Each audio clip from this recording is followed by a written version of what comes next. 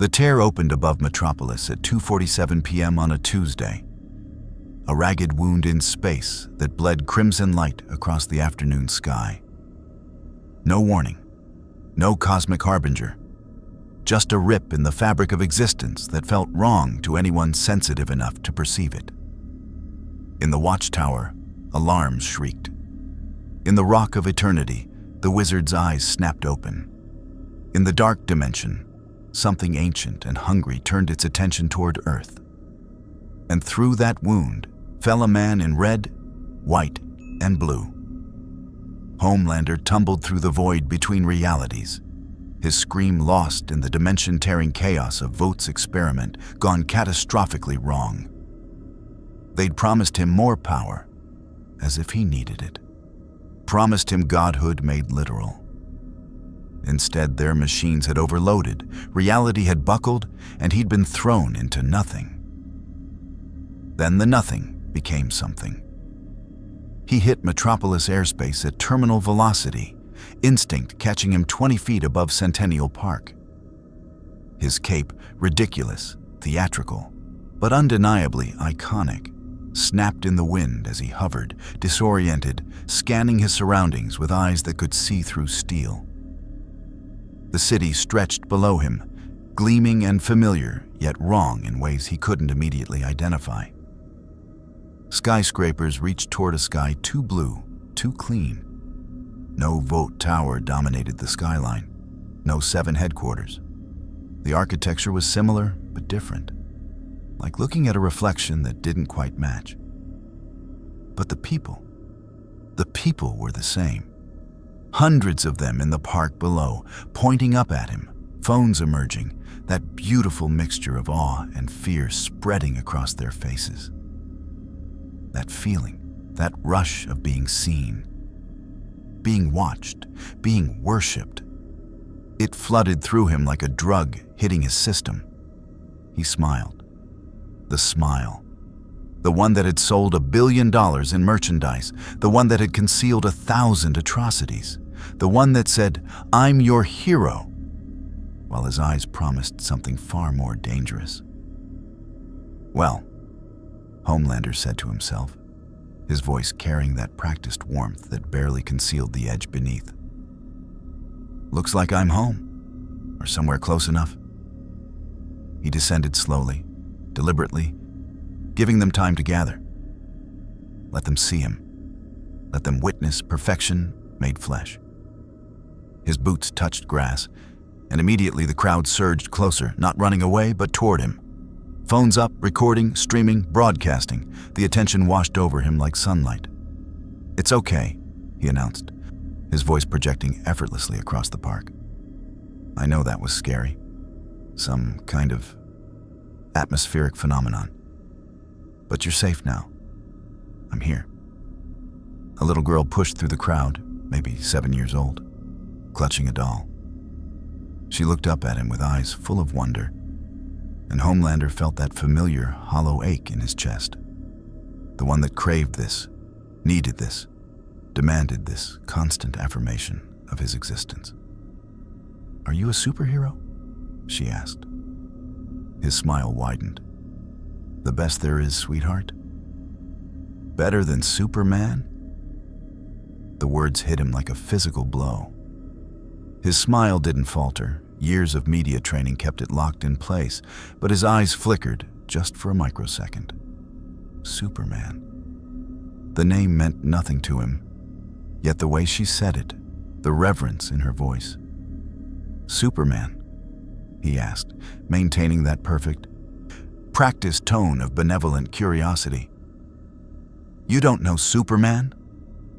A teenage boy had his phone pointed directly at Homelander's face, streaming live. "Dude, where have you been?"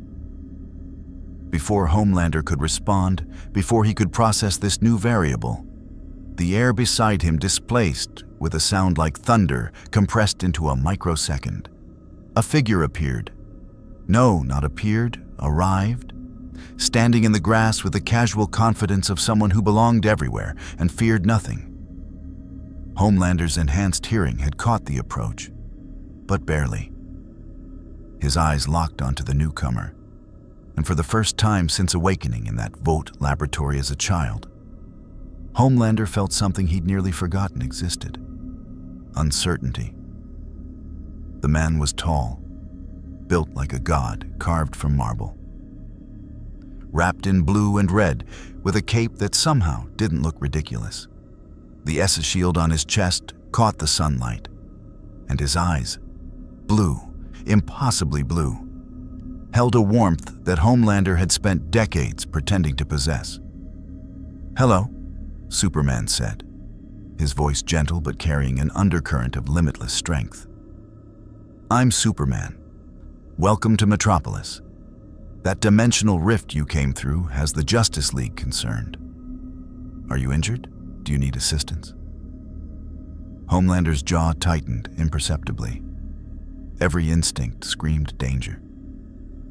Not physical danger, he'd never truly experienced that, but something worse. Competition. This Superman stood there with the easy confidence of someone genuinely beloved, genuinely heroic, genuinely everything Homelander had always pretended to be. And the people around them, they weren't looking at Homelander anymore. They were looking at Superman with relief, with trust, with love so genuine it made Homelander's manufactured adoration seem like the hollow performance it was. "I'm fine," Homelander said, his smile still perfect, still locked in place. "Better than fine, actually. Just a little disoriented.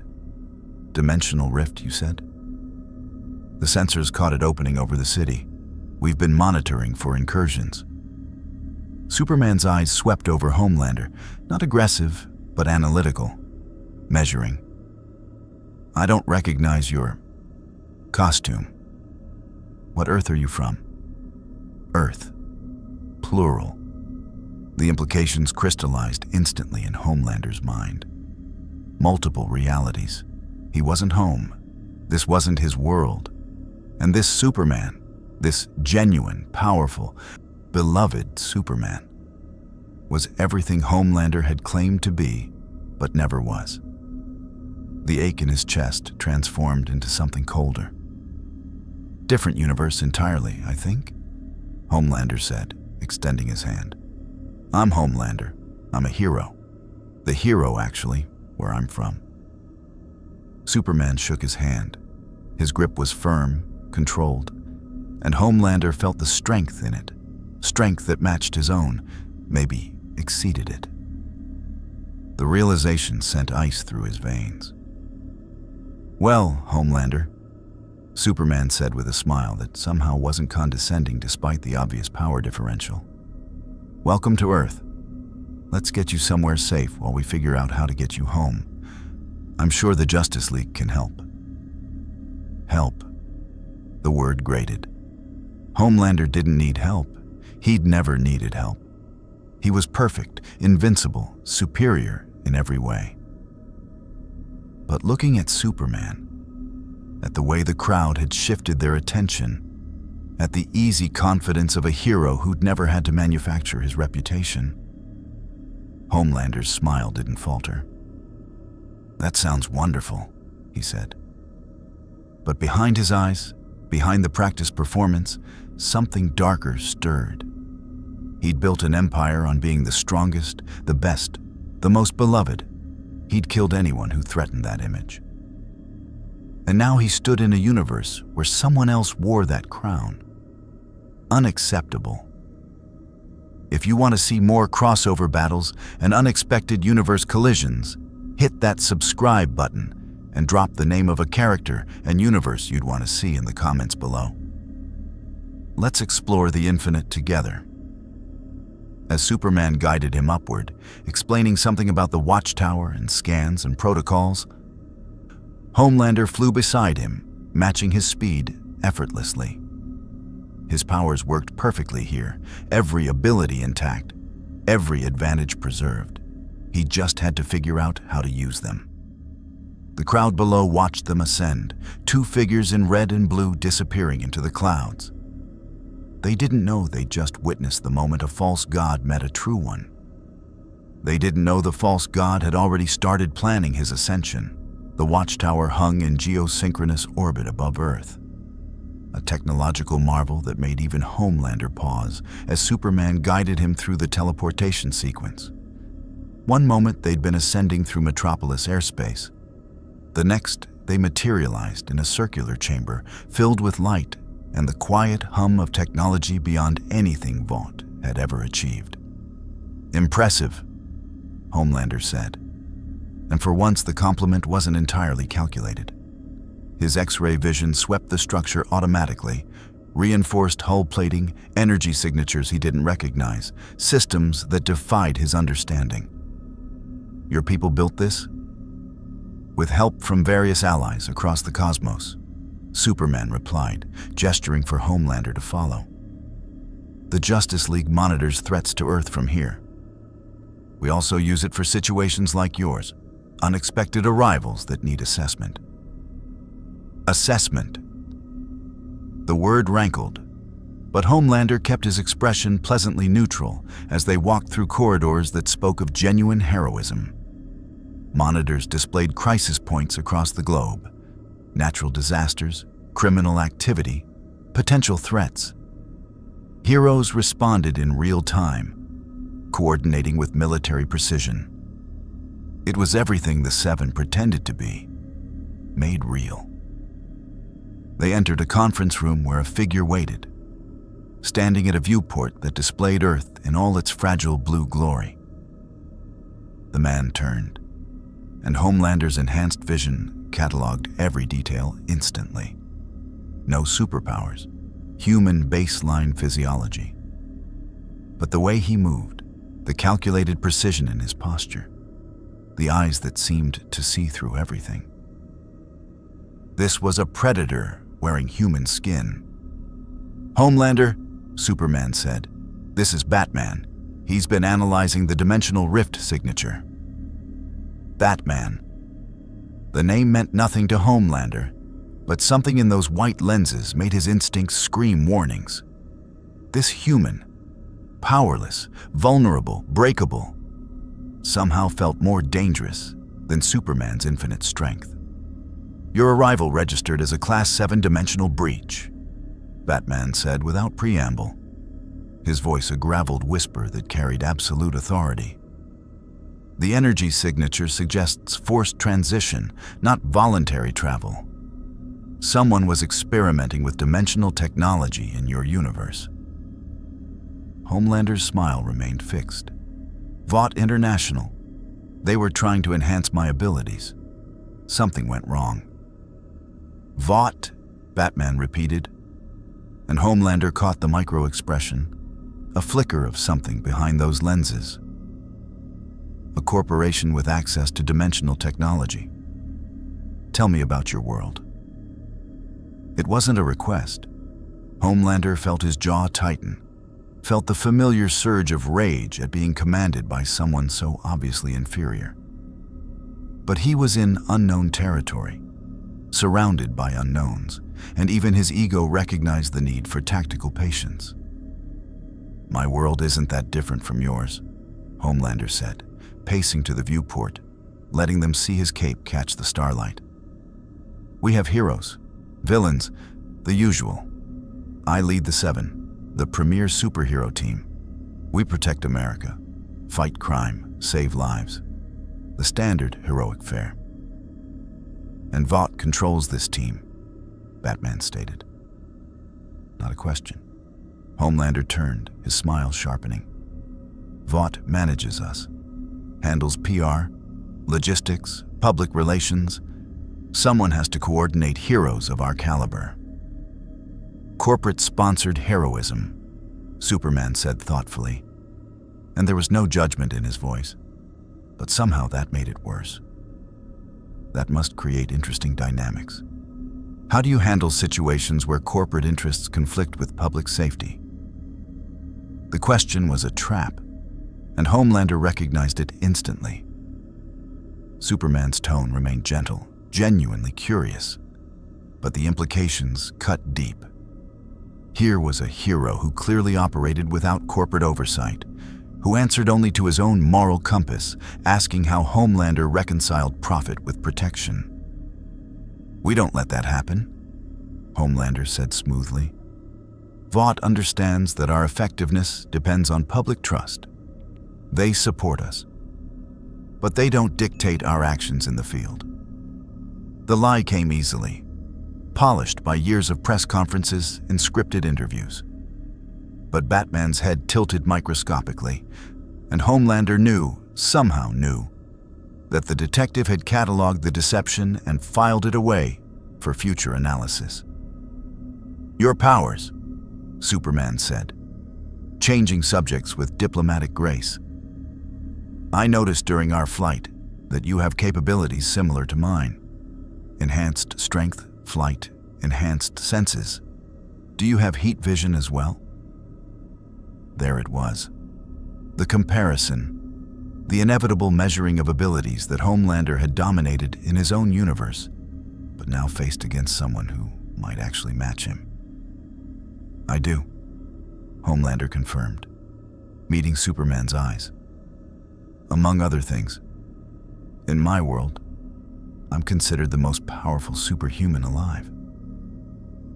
I've never found my upper limits." "Impressive," Superman said, and the sincerity in his voice somehow made it condescending. "It's good that you're so capable. If we can't find a way to send you home immediately, Earth could use another defender. We're always outnumbered." Defender, not leader, not the most powerful. Just another defender in a universe apparently full of them. Homelander's smile remained perfect, but his eyes glinted with something cold.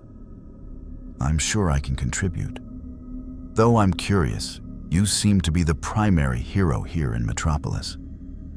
What's your upper limit, Superman?" The question hung in the air, loaded with unspoken challenge. Batman's posture shifted imperceptibly, ready for escalation. But Superman just smiled, warm and genuine, and utterly unintimidated. "I try not to think about limits," Superman said. "I just focus on doing as much good as possible. That's what really matters, isn't it? Not how strong we are, but what we do with that strength." The words should have been corny, a greeting card philosophy that Homelander would have mocked in private. But Superman delivered them with such honest conviction that they landed like blows. Here was someone who genuinely believed what Homelander had always pretended to believe. It made him want to burn something. "Of course," Homelander said. "I completely agree. The power is just a tool. It's the choices that define us." Batman's head tilted again, that predatory focus sharpening. Homelander felt it like pressure against his skull. This human, this powerless detective, somehow seeing through decades of carefully constructed masks. "We'll run some tests," Batman said. "Physiological scans, energy analysis. It'll help us understand the dimensional breach and potentially find a way to reverse it. You'll be comfortable in the guest quarters while we work." Guest quarters. Contained, monitored, studied like a specimen. Homelander's fingers twitched. The urge to demonstrate exactly who was the specimen here rising like bile. He could grab this Batman by the throat, could show Superman what real power looked like when unleashed without mercy, could prove that their comfortable heroism existed only because they'd never faced someone truly superior. But he didn't. Because somewhere in his tactical calculations, beneath the rage and ego, a survival instinct whispered warnings. This universe had Superman. It had this Batman who saw too much. It had a Justice League and God knew what else lurking in the shadows. He was powerful, but he was alone. For now he needed information, needed to understand this new reality before deciding how to conquer it. "That sounds perfect," Homelander said, his voice warm with manufactured gratitude. I appreciate you taking me in like this. Not every world would be so welcoming to dimensional refugees. We believe in giving everyone a chance, Superman said, extending his hand again. Welcome to the Justice League, Homelander. Temporary member though you may be. Homelander shook his hand, matching the grip precisely, neither yielding nor dominating. Two gods touching, measuring, calculating. Superman saw a lost hero needing help. Batman saw a sociopath wearing a hero's face. And Homelander saw a throne waiting to be claimed, currently occupied by someone who didn't deserve it. As they led him toward the guest quarters, Homelander's mind raced through possibilities. This universe had real heroes, yes, but it also had something his world lacked: genuine stakes, real villains, actual threats, which meant opportunities.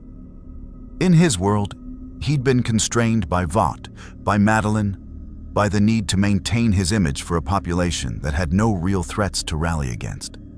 Here, he could be the hero he'd always claimed to be, could earn genuine worship through genuine deeds. And if Superman stood in the way of that worship, well, even gods could fall. The guest quarters were comfortable, well appointed, and undoubtedly monitored. Homelander smiled at the ceiling, knowing cameras watched, knowing Batman studied every micro-expression. Let him watch.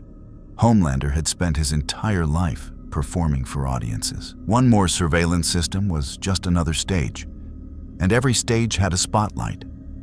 Soon enough, this universe would learn what his world had known for years, that Homelander wasn't just a hero, he was perfection. And perfection didn't share the spotlight with anyone. The morning sun rose over Metropolis, and Homelander stood at the guest quarters window, watching the city wake beneath him. He hadn't slept, didn't need much, and his mind had been too active, cataloging everything he'd learned from the Watchtower's computers during the night. This universe was a revelation. Gods walked among mortals, aliens integrated into society. Magic was real, wielded by sorcerers and demons alike. And the heroes, dozens of them, maybe hundreds, operated with genuine autonomy, bound only by their own moral codes rather than corporate contracts and quarterly earnings reports. It was intoxicating. It was also infuriating. Because at the center of it all, like a sun that every other hero orbited, was Superman. The news cycles obsessed over him. The people worshipped him. Even other heroes spoke his name with reverence that bordered on religious devotion. Everything Homelander had demanded in his world, Superman received naturally here. A knock at the door pulled him from his brooding. His X-ray vision revealed Superman standing outside, holding 2 cups of coffee. The gesture was so casually friendly, so genuinely welcoming, that Homelander almost hated him more for it. "Come in," Homelander called, his smile sliding into place like armor. Superman entered, offering one of the cups. "Thought you might appreciate this. Batman's analysis is complete and we have some results. But I wanted to talk with you first, hero to hero." Homelander accepted the coffee, though he registered that Superman had somehow acquired it at his preferred temperature without asking. Super senses reading body language, probably. Showing off without meaning to. "I appreciate that," Homelander said, gesturing to the seating area. They sat, 2 men in civilian clothes, Superman in a simple flannel shirt and jeans, Homelander in the designer casual where the Watchtower had fabricated for him. "This has all been overwhelming." "I can imagine," Superman said, and his empathy seemed genuine. Being displaced from your reality, surrounded by strangers in a world with different rules. When I first arrived on Earth, I felt similarly lost. "You're not from Earth?" Homelander asked, though he'd already learned this from the database. "Krypton, alien, refugee." "Krypton," Superman confirmed. "It was destroyed when I was an infant. The Kents found my ship, raised me as their son. They taught me what it meant to be human, to be kind, to use my abilities to help others. There was no arrogance in the words, no superiority despite describing power that apparently exceeded even Homelander's own. Just simple statement of fact, delivered with humility that Homelander found almost offensive. Must have been nice, Homelander said, letting calculated vulnerability color his voice. Having parents who understood you. I was raised in a lab. Vought scientists. They viewed me as an asset to be perfected, not a child to be loved. It was true, technically. The oldest truth in Homelander's arsenal of manipulations. He'd learned long ago that vulnerability, carefully deployed, could be as effective as intimidation. Superman's expression softened with genuine compassion. I'm sorry. No child should experience that. It explains a lot about why you might have complicated feelings about heroism and your role in the world. What do you mean? Homelander asked, his tone remaining carefully neutral even as warning bells rang in his mind. Batman compiled a psychological profile, Superman said, and there was apology in his voice, but not hesitation. Based on your micro-expressions, speech patterns, body language. He believes you've experienced significant trauma that manifests as narcissistic tendencies and difficulty with genuine emotional connection. The words hit like physical blows. Homelander's smile remained locked, but his grip on the coffee cup tightened infinitesimally. They'd profiled him, analyzed him, reduced him to a diagnosis like he was a problem to be solved rather than a god to be worshipped. Batman said that. Homelander managed, his voice still perfectly controlled. He did, Superman confirmed. But I wanted to tell you myself because I don't see you as a problem, Homelander. I see you as someone who's been hurt and who learned to survive in a system that exploited you. That doesn't make you a villain. It makes you someone who needs support from people who actually care about your well-being, not your market value. The compassion was real. Homelander's enhanced hearing caught Superman's steady heartbeat, the genuine emotion in his voice. This wasn't manipulation. Superman actually believed what he was saying, actually saw Homelander as a victim worth saving. It would have been touching if it wasn't so condescending. I appreciate your concern, Homelander said carefully. But I've managed my issues. I'm functional, effective. I save lives. I'm sure you do, Superman said. But there's a difference between functional and healthy, between effective and fulfilled. I'm not judging you, Homelander. I'm offering friendship.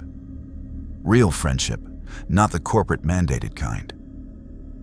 Before Homelander could respond, his enhanced hearing caught a new presence approaching, multiple heartbeats, different rhythms, all converging on their location.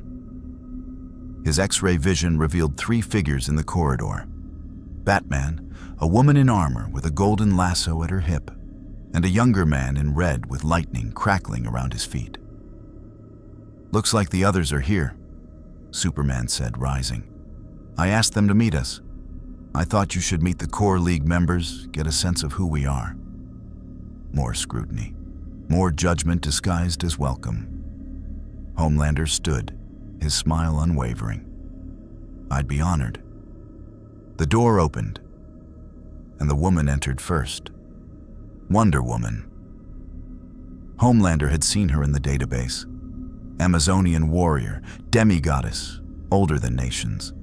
She moved with lethal grace, and her eyes swept over Homelander with assessment that felt like being scanned by weapons systems. Diana, Superman said warmly. This is Homelander, our guest from another dimension. Princess, Homelander said, inclining his head with practiced charm. Superman mentioned the Amazons. It's an honor to meet a genuine warrior goddess. Diana's expression remained neutral. Superman speaks highly of your abilities. He believes you have potential to be a true hero, given proper support and guidance. Given proper support and guidance. Like he was a child needing instruction rather than a god demanding worship. The younger man zipped into the room, literally vibrating with barely contained energy. The Flash, Barry Allen, forensic scientist, possessor of the Speed Force. He grinned with the enthusiasm of a puppy meeting someone new. "Hey, dimensional refugee, right? That's so cool. I've been to a few alternate Earths myself. Never met another me with completely different powers, though. Your speed looked pretty solid when you flew in with Superman." The casual friendliness was disarming, and Homelander found himself almost warming to the speedster before catching himself. These weren't allies. They were obstacles between him and the recognition he deserved. "It's adequate," Homelander said with false modesty. "Though I imagine nothing compared to what you're capable of." "Oh, I don't know," Flash said, still grinning. "Different power sets have different advantages. You've got the whole flight thing, which I'd love. Being fast doesn't help much when you can't go up." Batman entered last, silent as death, his presence somehow dominating the room despite being the least physically powerful person present. His cowl concealed most of his face, but those white lenses fixed on Homelander with unblinking intensity. "The dimensional analysis is complete," Batman said without preamble. "The breach that brought you here has closed. The energies involved were significant enough that recreating it would require either Vogt's exact equipment specifications or intervention from someone with reality manipulation abilities." "So, I'm stuck here," Homelander said, keeping his voice carefully measured between concerned and resigned. "For now," Superman confirmed. "But that's not necessarily bad news. You're welcome to stay as long as needed. We can help you find a place here, establish an identity, integrate into this Earth's hero community. We have procedures," Diana added, her tone diplomatic but firm. "For powered individuals seeking refuge or asylum.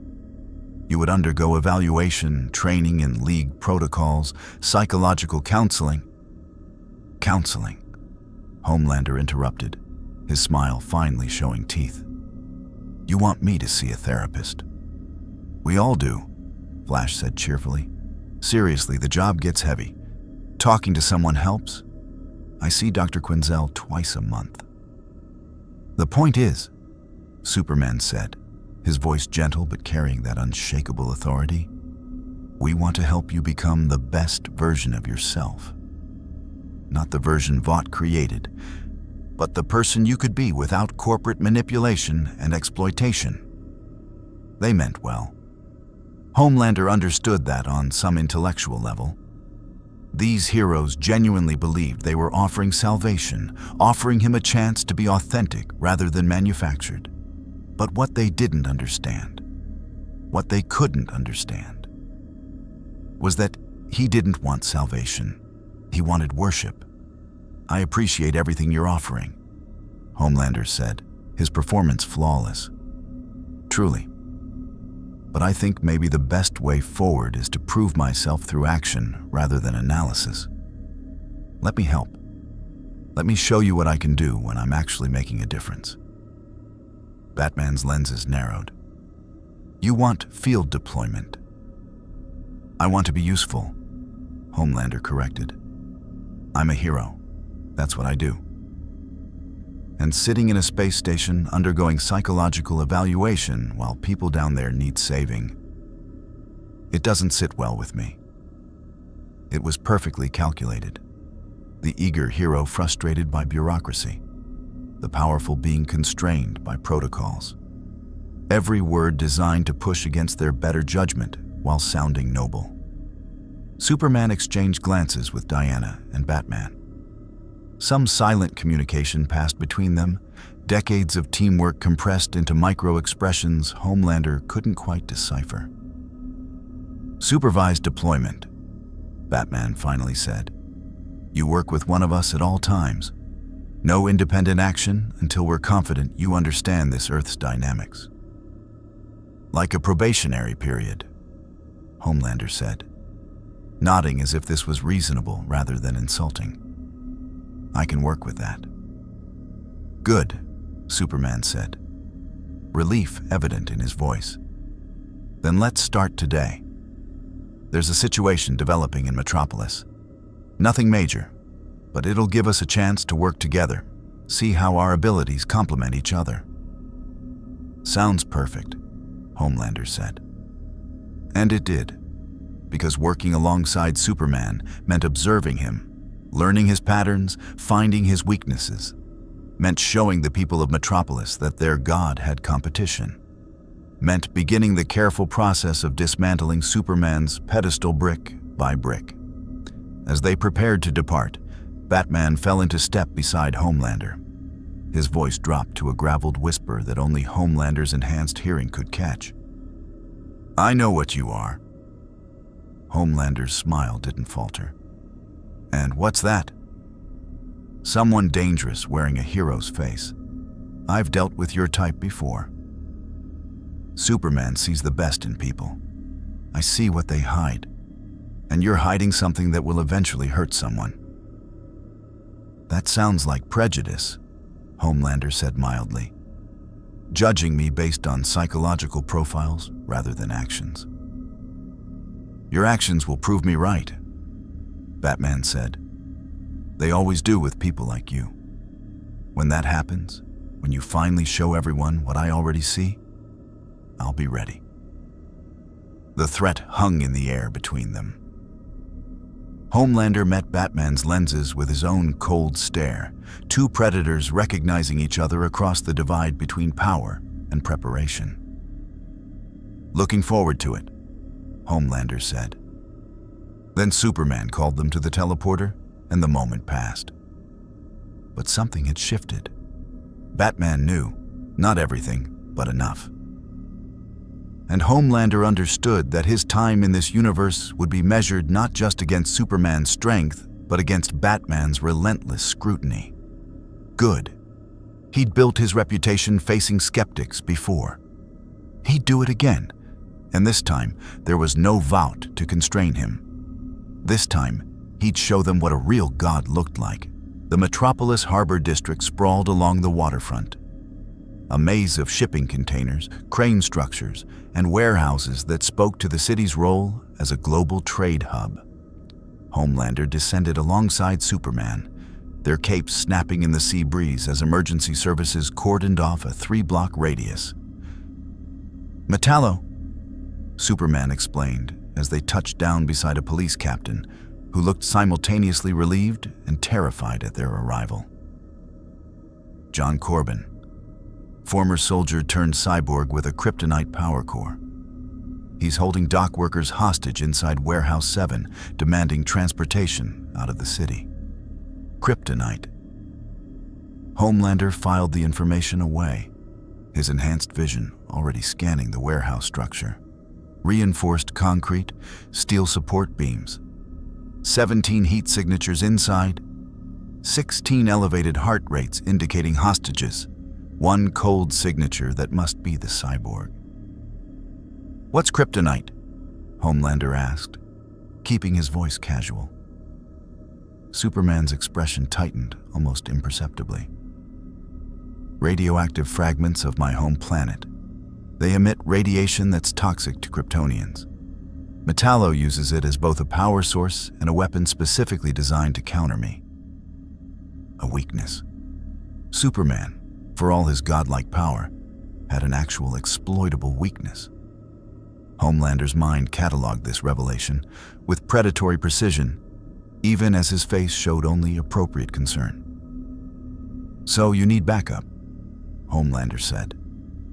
"I'm guessing this kryptonite doesn't affect humans, or people with similar physiology to humans."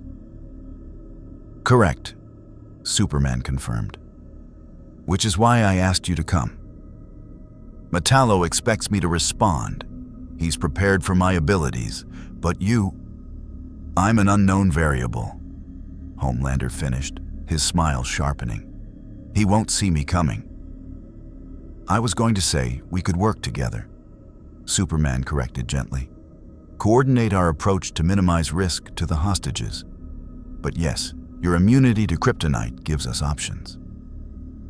Options. Homelander heard. You're useful as a tool to counter my weakness, not as an equal, not as someone superior, just useful. The thought burned, but he buried it beneath layers of performance. What's the play? Homelander asked. Superman gestured to the warehouse. Metallo knows I can hear through walls, so he's probably monitoring for my heartbeat. But he won't know yours. If you can get inside without him detecting you, create a distraction while I enter from another angle. I draw his fire while you save the hostages, Homelander said. Classic misdirection. Only if you're comfortable with it, Superman said, and the concern in his voice was genuine. Metallo's dangerous. His kryptonite core generates radiation in a 10-foot radius, and his cybernetic enhancements give him strength comparable to mine when I'm not weakened. I don't want to put you in unnecessary danger. Unnecessary danger. As if anything in this universe could truly threaten him. I can handle myself, Homelander said. Trust me. Superman studied him for a long moment, those impossibly blue eyes seeming to see through skin and bone to whatever Homelander kept hidden beneath. Then he nodded. All right. North entrance. Wait for my signal. I'll create a disturbance on the south side to draw his attention. When you hear it, move fast. And Homelander? Superman's expression grew serious. The hostages are priority one, always. Of course, Homelander said. That's what heroes do. They separated, Superman circling to the south side while Homelander approached the north entrance. His X-ray vision penetrated the walls, tracking the cold signature that was Metallo. 7 feet tall, more machine than man. Standing in the center of the warehouse with the hostages clustered in a corner behind him. The cyborg's head swiveled constantly, scanning for Superman's approach. Waiting for the inevitable confrontation with his designed prey. He had no idea a different predator was coming. Homelander heard Superman's signal, a deliberate impact against the south wall, loud enough to grab attention without breaching the structure. Metallo pivoted toward the sound, his mechanical hand forming into some kind of weapon configuration. Homelander moved. He didn't bother with the door. His fist punched through the reinforced steel like tissue paper, and he was inside before Metallo could fully process the intrusion. The cyborg spun, his optical sensors focusing on Homelander with mechanical precision. Who? Metallo started. Homelander's heat vision lanced out, twin beams of superheated energy that struck Metallo's sensor array dead center. The cyborg staggered, sparks erupting from damaged optics, and Homelander closed the distance in a microsecond. His punch caught Metallo in the chest, and the impact sounded like a car crash. The cyborg flew backward, smashing through a steel support beam and cratering into the far wall. The hostages screamed, scrambling away from the violence, but Homelander barely registered them.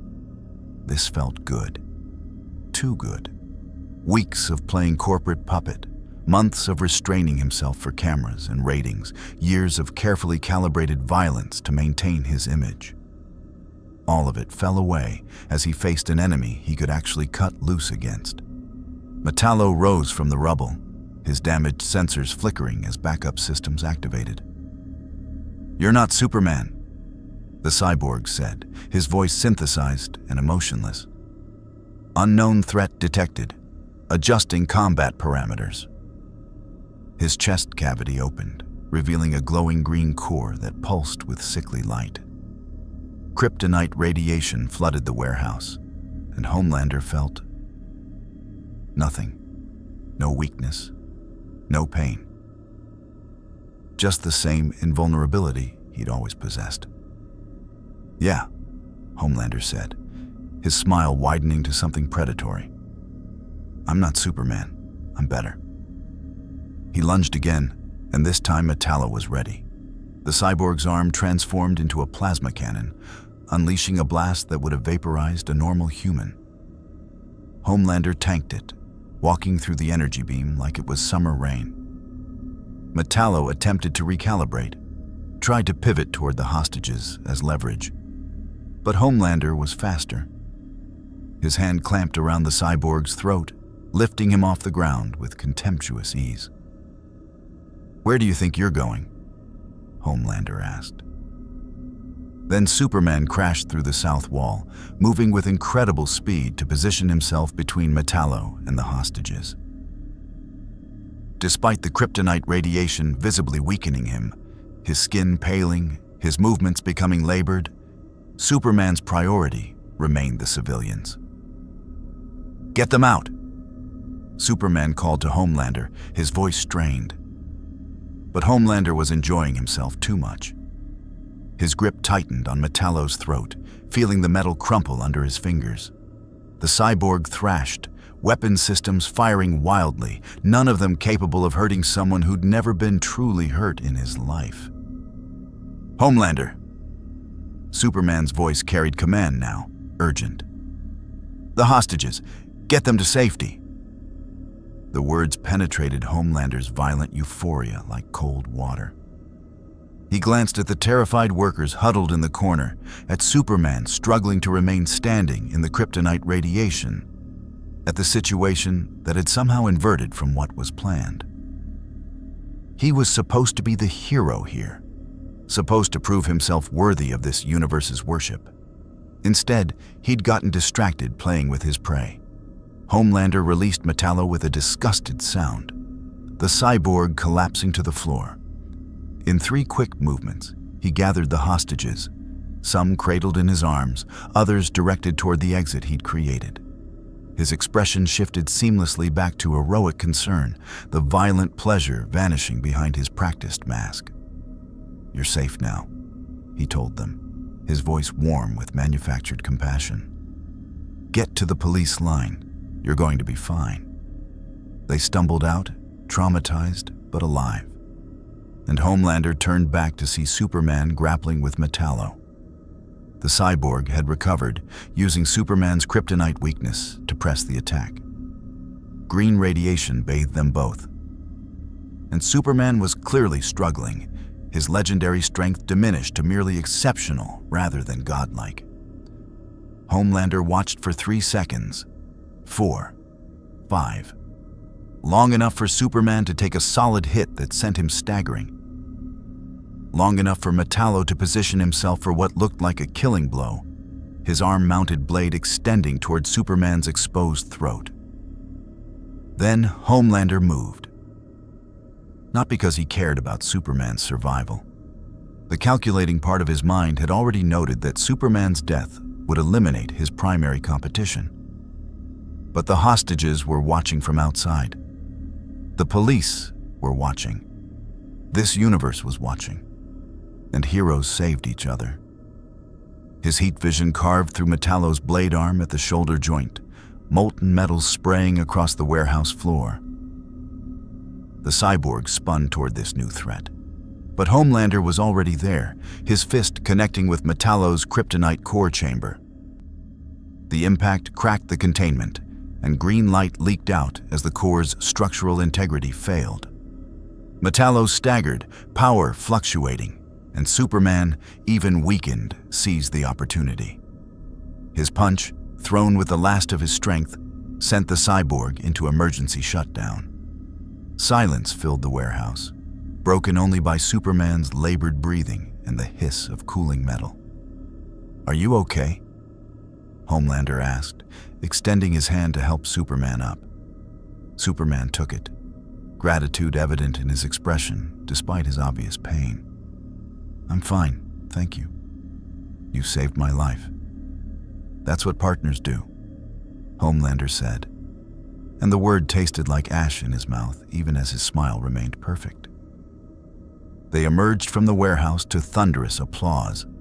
The hostages, the police, the gathering crowd of civilians, all of them cheering, phones recording, broadcasting this moment across Metropolis and beyond. Superman received his usual adoration, people calling his name with religious fervor. But they were also calling for Homelander now, shouting questions, asking who he was, praising his heroism. The attention washed over him like sunlight after years in shadow. A reporter pushed through the crowd. Lois Lane, Homelander's enhanced hearing, caught someone saying. She thrust a microphone toward them, her eyes sharp with professional curiosity. Superman, who is your companion? Metropolis has a new hero. This is Homelander, Superman said, his arm around Homelander's shoulders in a gesture of camaraderie that made Homelander's skin crawl even as he leaned into it. He's from another dimension, temporarily displaced. And today, he proved he's every bit the hero his world knows him to be. The words should have been vindicating. Should have been the recognition Homelander craved. But somehow, coming from Superman, they felt like being patted on the head by a superior, praising an adequate subordinate. Homelander, Lois said, her gaze penetrating. You saved those hostages and Superman. How does it feel to be Metropolis's newest protector? I'm just doing what any hero would do, Homelander said, his media training taking over seamlessly. Your world has welcomed me during a difficult time. Helping protect it is the least I can do. And working alongside Superman, he gestured to the Man of Steel with perfectly calculated humility, is an honor. He's everything people say he is, and more. The crowd ate it up. Superman smiled with genuine warmth. Lois's eyes narrowed slightly, as if detecting something off in Homelander's performance, but unable to pin it down. And somewhere in orbit, Homelander knew Batman was watching, analyzing, waiting for the mask to slip. Let him wait. Homelander had just saved Superman's life, rescued hostages, and earned his first taste of genuine heroic worship in this new universe. He'd done it all while keeping his darker impulses carefully leashed, performing the hero role flawlessly. He could do this, could play their game, could be what they wanted him to be, until he didn't need to anymore. Until this universe recognized what his world had learned long ago. That Homelander wasn't just a hero. He was the only hero that mattered. 3 days after the Metallo incident, Homelander stood on a Metropolis rooftop at sunset, watching the city's lights flicker to life like earthbound stars. His enhanced hearing tracked 1,000 conversations. His vision caught movement across dozens of blocks, and his mind cataloged it all with predatory precision. He'd spent 72 hours playing the perfect hero, rescuing civilians with Superman, attending Justice League briefings with appropriate attentiveness, submitting to medical scans and psychological evaluations with manufactured cooperation. Every moment carefully calculated, every word precisely chosen, every expression perfectly controlled. It was exhausting, and it was working. The Daily Planet had run 3 stories about him. Social media exploded with speculation about Metropolis's new guardian. People on the streets recognized him now, called his name, asked for photos. The worship was building, slowly but inevitably, like a fire catching on dry kindling. But it wasn't enough. It would never be enough while Superman existed. Magnificent view, isn't it? Homelander didn't startle. His enhanced senses had tracked the approaching heartbeat, the distinctive scent of expensive cologne, the sound of Italian leather shoes on concrete. He turned to find a man in an immaculate suit standing at the rooftop access door, bald head catching the dying sunlight. Lex Luthor. Homelander had seen him in news broadcasts, read about him in the Watchtower's databases. Billionaire industrialist, genius inventor. Superman's greatest enemy disguised as Metropolis's greatest benefactor. "It is," Homelander said, his smile shifting to something more calculated. "Though, I'm curious how you knew I'd be here, Mr. Luthor." "I make it my business to know where powerful individuals spend their time," Luthor said, approaching with the confidence of someone who'd never feared anything in his life. "Especially when those individuals are new to my city. I wanted to meet you personally, away from the Justice League's surveillance." "Is that what this is?" Homelander's eyes narrowed. "A surveillance-free conversation?" Luthor gestured around them. "I've taken precautions. Electromagnetic dampening, white noise generation, even some technology specifically designed to blind Kryptonian supersenses. What we say here remains between us. I thought you might appreciate that, given how closely your new friends have been watching you." The implication hung heavy. Luthor knew Homelander was being monitored, assessed, judged. And more importantly, Luthor had technology that could counter Superman's abilities. Homelander's interest sharpened. "You went to considerable trouble. What do you want?" "To offer you something Superman never will," Luthor said simply. "The truth." "Which truth would that be?" "That you're not a lost soul needing redemption. You're not a victim requiring therapy. You're not a junior partner waiting for validation from alien gods who think their power makes them moral arbiters." Luthor's voice remained perfectly modulated, but intensity burned beneath every word. "You're a being of extraordinary capability, trapped in a universe that's already assigned you a supporting role in someone else's story." The words struck deeper than Homelander wanted to admit.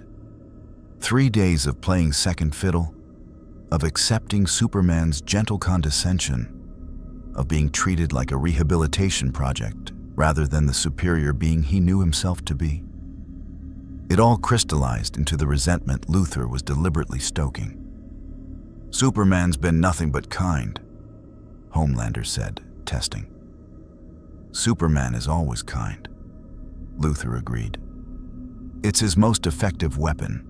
He makes you feel grateful for his attention, honored by his approval, desperate to prove yourself worthy of his friendship. All while ensuring you never forget who's really in charge." Homelander said nothing, but his silence was answer enough. Luthor smiled. "I've studied you, Homelander. Your world's internet came through the dimensional breach, fragments, but enough. I know about Vought, about the Seven, about what you really are beneath the heroic performance." Tension coiled through Homelander's frame, his hands clenching at his sides. "Careful. I'm not threatening you," Luthor said, raising his hands peacefully. "I'm offering you honesty. You were a corporate product, yes? Manufactured, controlled, exploited. But you were also the strongest being in your universe, and you knew it. You didn't need validation, you demanded worship and received it. Then you fell into a reality where someone else holds that position. And suddenly you're expected to be grateful for scraps of recognition." "What's your point?" Homelander asked, his voice tight. "My point is that you and I understand something Superman never will." Luthor stepped closer, his eyes gleaming with evangelical fervor. "Power doesn't create moral authority. Power is simply power, neutral, pure to be used by those intelligent enough to wield it properly. Superman believes his strength obligates him to serve. You and I know that strength obligates the weak to step aside." The philosophy resonated like a tuning fork struck at Homelander's frequency. This was what he'd always believed, but never articulated. What Vought had channeled into marketable heroism, but never validated as legitimate worldview. You're saying I should challenge Superman, Homelander said. I'm saying you should recognize your own value independent of his approval, Luthor corrected. Superman has positioned himself as this universe's measuring stick. Every hero is judged against him, found wanting, and offered the consolation prize of being his ally. But you're not from this universe. You're not bound by its power hierarchies. You could be something entirely new, a hero who doesn't serve, but leads, who doesn't ask permission, but takes initiative. The Justice League would never accept that, Homelander said. The Justice League is a committee of gods playing democracy, Luthor said dismissively. They debate endlessly while threats gather. They restrain themselves with moral complexity while villains act with single-minded purpose. Humanity doesn't need more debate clubs in capes. It needs decisive action from those capable of providing it. Homelander's mind raced through implications, possibilities, dangers. Luthor was obviously manipulating him. The businessman's heartbeat remained perfectly steady, his micro-expressions carefully controlled. This entire conversation was a recruitment pitch. But that didn't make it wrong. What exactly are you proposing? Homelander asked. Nothing immediately, Luthor said. I'm simply offering you an alternative perspective. The Justice League wants to rehabilitate you into their image of heroism. I'm suggesting you might not need rehabilitation, you might need liberation. From their judgment, from their expectations, from Superman's shadow. And what do you get out of this? Homelander's eyes narrowed. Altruism doesn't seem your style. Luthor laughed, genuine amusement coloring the sound. Direct. I appreciate that. What I get is simple. Superman's attention divided, his certainty shaken. His monopoly on heroic authority challenged by someone who can actually match his power. You'd be surprised how much can be accomplished when gods are distracted by other gods. You want me to be your weapon against Superman, Homelander said flatly. I want you to be your own weapon, Luthor corrected. Point yourself wherever you choose.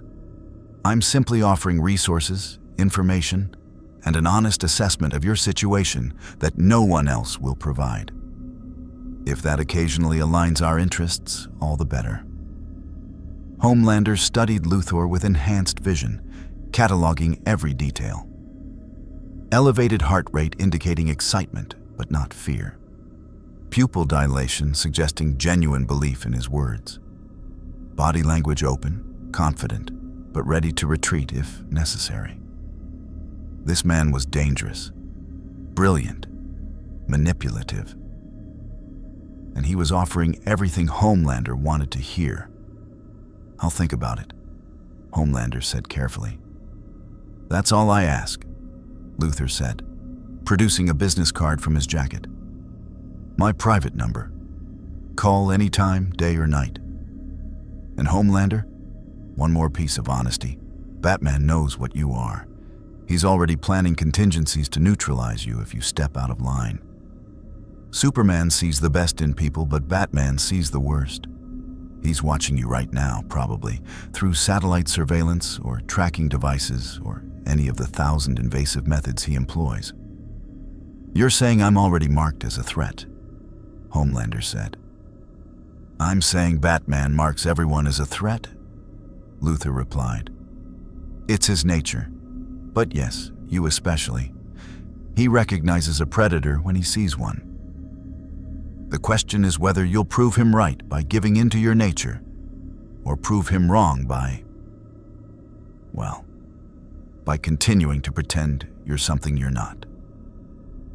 With that, Luthor turned and walked back toward the rooftop access. At the door, he paused. For what it's worth, I don't think you should pretend. The universe has enough false heroes. It could use an honest monster. Then he was gone, and Homelander was alone with the metropolis sunset and thoughts that churned like storm clouds. an honest monster. The phrase shouldn't have appealed to him, should have triggered defensive rationalization about being a hero, about being good, about being worthy of love. Instead, it felt like permission. His enhanced hearing caught movement behind him, the whisper of a cape, the displacement of air by a flying body. Superman landed on the rooftop, his expression concerned but not aggressive. "Homelander," Superman said. "I saw Luthor leaving. What did he want?" Of course, Superman had been watching. Of course, he'd tracked Luthor's approach. The surveillance Homelander had been assured was for his protection revealed itself as exactly what it was: monitoring, control, judgment. "He wanted to meet me," Homelander said, his smile sliding back into place. "Welcome me to Metropolis." Corporate glad-handing, mostly. Superman's eyes searched his face, and Homelander felt the weight of that X-ray vision, that super-perception trying to find the lie beneath the performance. Lex Luthor doesn't do anything without ulterior motive. He's one of the most dangerous people on Earth, not because of his intelligence, but because he uses it to hurt people. "He seemed friendly enough," Homelander said with calculated nonchalance. "He always does," Superman replied. "That's how he operates. He finds people who are vulnerable, offers them exactly what they think they need, and uses them as pieces in his games. I don't want that to happen to you."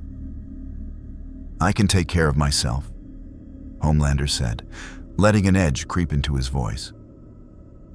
"I know you can," Superman said gently.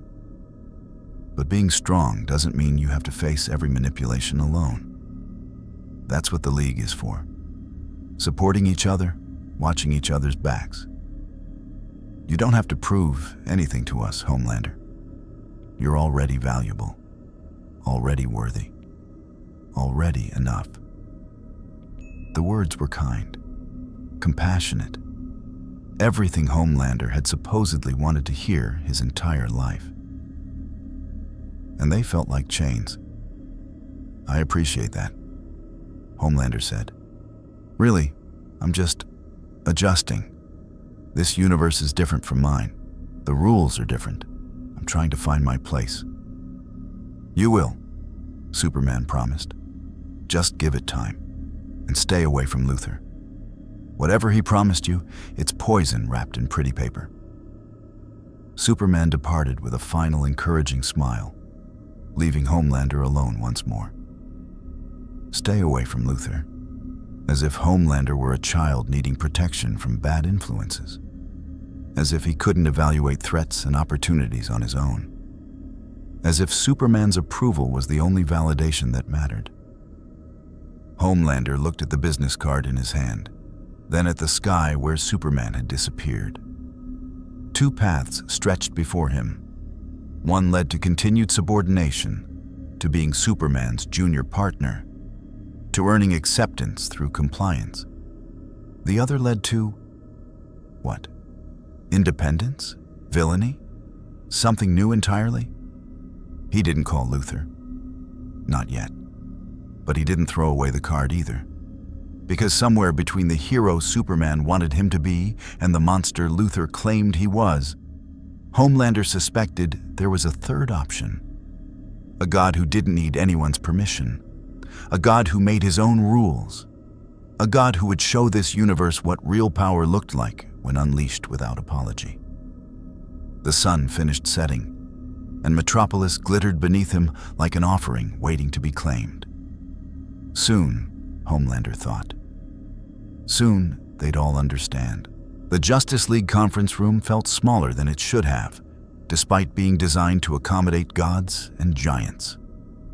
Homelander sat at the polished table, Superman to his right, Wonder Woman across from him, Batman at the head like a judge presiding over court. Flash vibrated slightly in his chair, excess energy manifesting as restless motion. Green Lantern, Hal Jordan, test pilot turned cosmic cop, leaned back with arms crossed, his power ring glowing faintly. "We've received concerning reports," Batman said without preamble, his white lenses fixed on Homelander. 3 separate incidents in the past week where you've responded to crises aggressively. Aggressively, Homelander repeated, his smile carefully neutral. I stopped criminals, saved lives. Isn't that what heroes do? You hospitalized 5 armed robbers in Coast City, Hal said, his tone measured. Broken bones, internal injuries, trauma severe enough that 2 of them are still in ICU. They were shooting at civilians, Homelander countered. I neutralized the threat. You could have disarmed them without causing permanent damage, Diana said, her voice carrying Warrior's pragmatism but also concern. These were humans with conventional weapons. Your strength advantage was absolute. The level of force you employed was disproportionate. In Gotham, Batman continued, you threw a car thief through a brick wall. In Keystone City, you used heat vision on a metahuman criminal with enough intensity to cause third-degree burns across 40% of his body. In each case, you escalated beyond what the situation required. Homelander's jaw tightened imperceptibly. He'd been careful, hadn't killed anyone, hadn't crossed that obvious line. But apparently in this universe, there were other lines. Softer lines. Lines that constrained power to accommodate weakness. I was stopping crimes in progress, Homelander said. Protecting innocent people from dangerous criminals. If I erred, it was on the side of ensuring victims' safety over criminals' comfort. It's not about comfort, Superman said gently.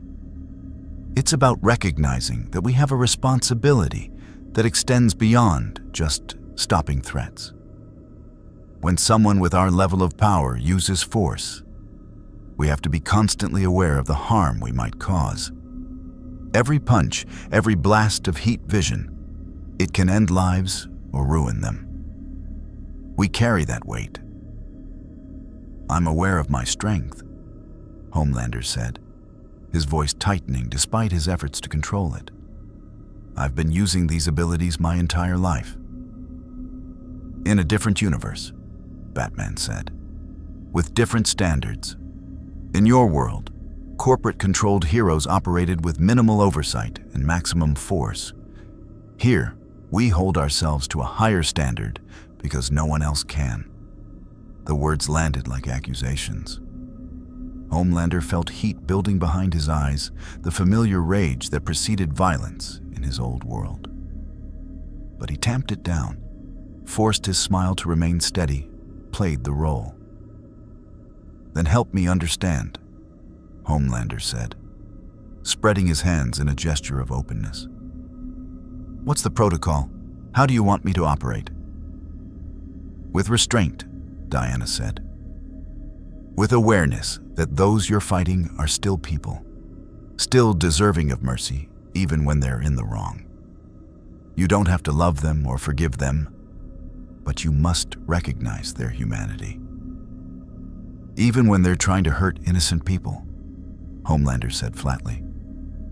Especially then, Superman confirmed. Because that's what separates us from them. They act without restraint.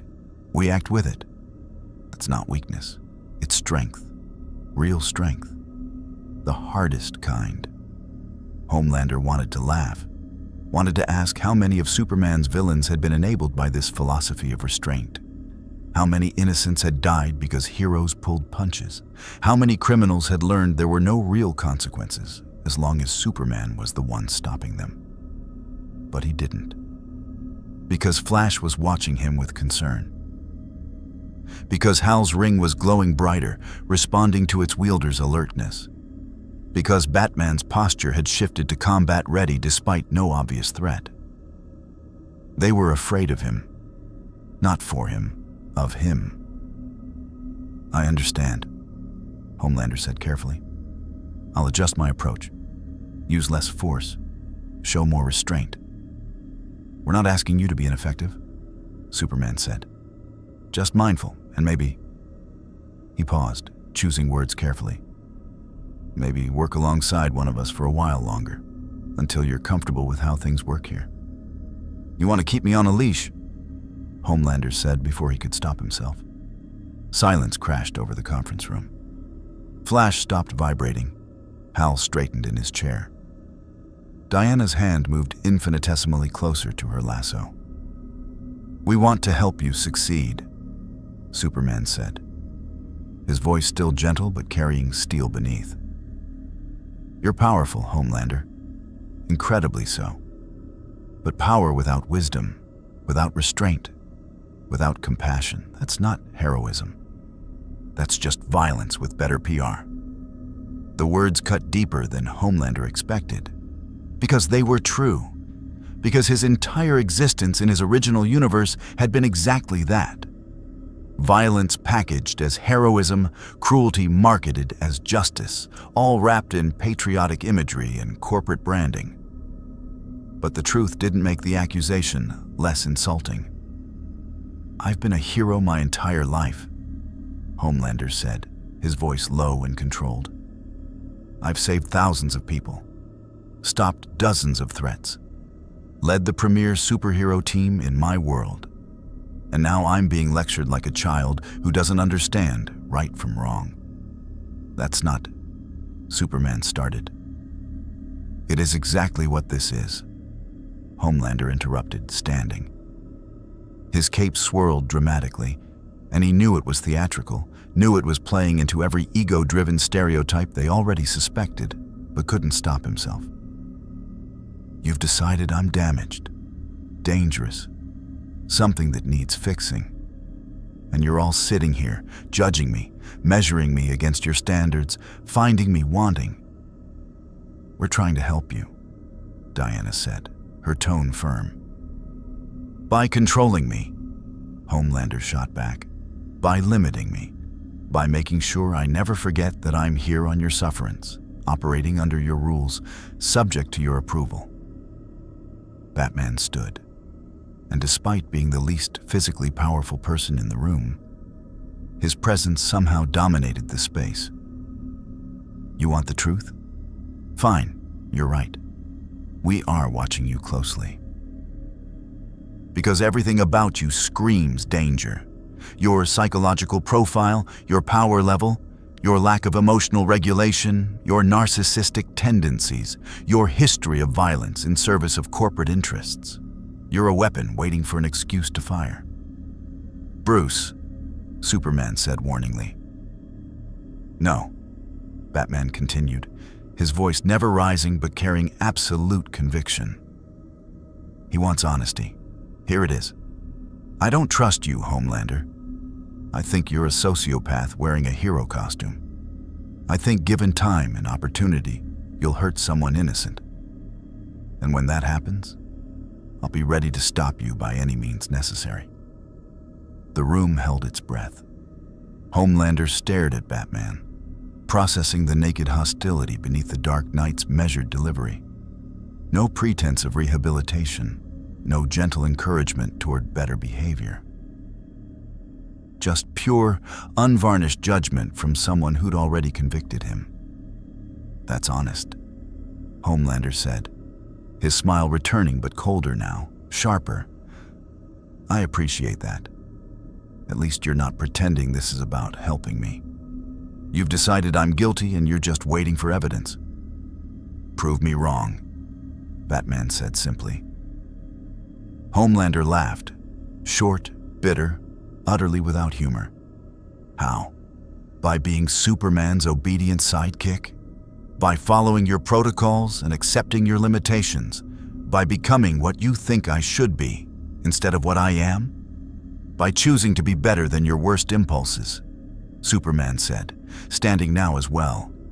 His voice carried disappointment that somehow hurt more than Batman's hostility. I believe you can do that, Homelander. I believe there's goodness in you that your world never let flourish. But belief isn't enough. You have to want it too. You have to choose it. And if I don't? Homelander asked. If I decide your way isn't the right way? If I choose to operate by my own standards instead of yours, then you're not a hero, Diana said quietly. You're just another villain with good marketing. The words hit like physical blows. Villain. After everything he'd done, every life he'd saved in this universe, every time he'd swallowed his pride and followed their rules, they still saw him as a villain. I think we're done here, Homelander said, his voice dangerously calm. Homelander? Superman reached out, but Homelander was already moving toward the exit. I need some air, Homelander said. Don't worry, I'll stay away from civilians. Wouldn't want to accidentally use disproportionate force stopping any crimes. He was at the door when Batman's voice stopped him. Lex Luthor contacted you. Not a question, a statement. Homelander turned slowly, his expression perfectly neutral. He introduced himself, briefly. What did he offer you? Batman asked. Respect, Homelander said honestly. Something I'm apparently not going to find here. He left before they could respond, taking the corridor to the teleporter bay at super speed. Behind him, he heard the League erupt into urgent discussion. Superman advocating for patience, Batman arguing for immediate containment protocols, Diana somewhere in the middle. They were discussing him like a problem to be solved, a threat to be managed, never an equal, never a partner, always a suspect. The teleporter deposited him in Metropolis, and Homelander took to the sky immediately, needing distance from the Watchtower, from the League, from their judgment and restrictions and disappointment. He flew higher than necessary, breaking through cloud layers until the air thinned and Earth curved below him like a blue marble. Up here, alone with the stars, he could think clearly. They'd never accept him. Not really. Superman's compassion was genuine, but conditional. Conditional on Homelander becoming what Superman thought he should be. Batman's hostility was honest, but absolute. Already convinced of Homelander's guilt. Diana, Hal, Barry. They all followed Superman's lead, which meant they all ultimately saw Homelander as a rehabilitation project rather than a peer. The business card burned in his pocket. Metaphorically, actual fire wouldn't affect him. But the weight of the choice it represented pressed against his consciousness. Luthor had been right. This universe had already assigned him a role, the broken hero to be fixed, or the villain to be defeated. There was no third option in their worldview, which meant he'd have to create one.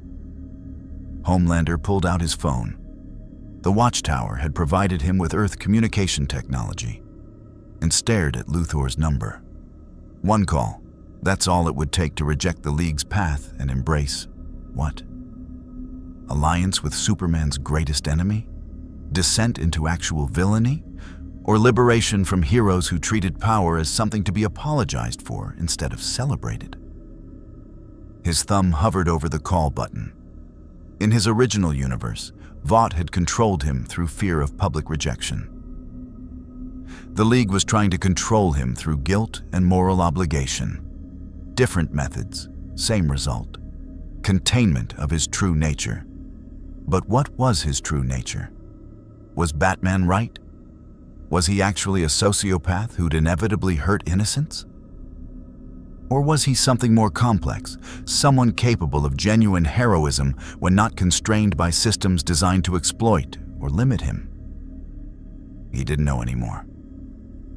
The phone stayed in his hand, the call unmade, as Homelander floated in the thin upper atmosphere, caught between worlds in more ways than one. Below, Metropolis glittered with lights and life and people who needed protecting.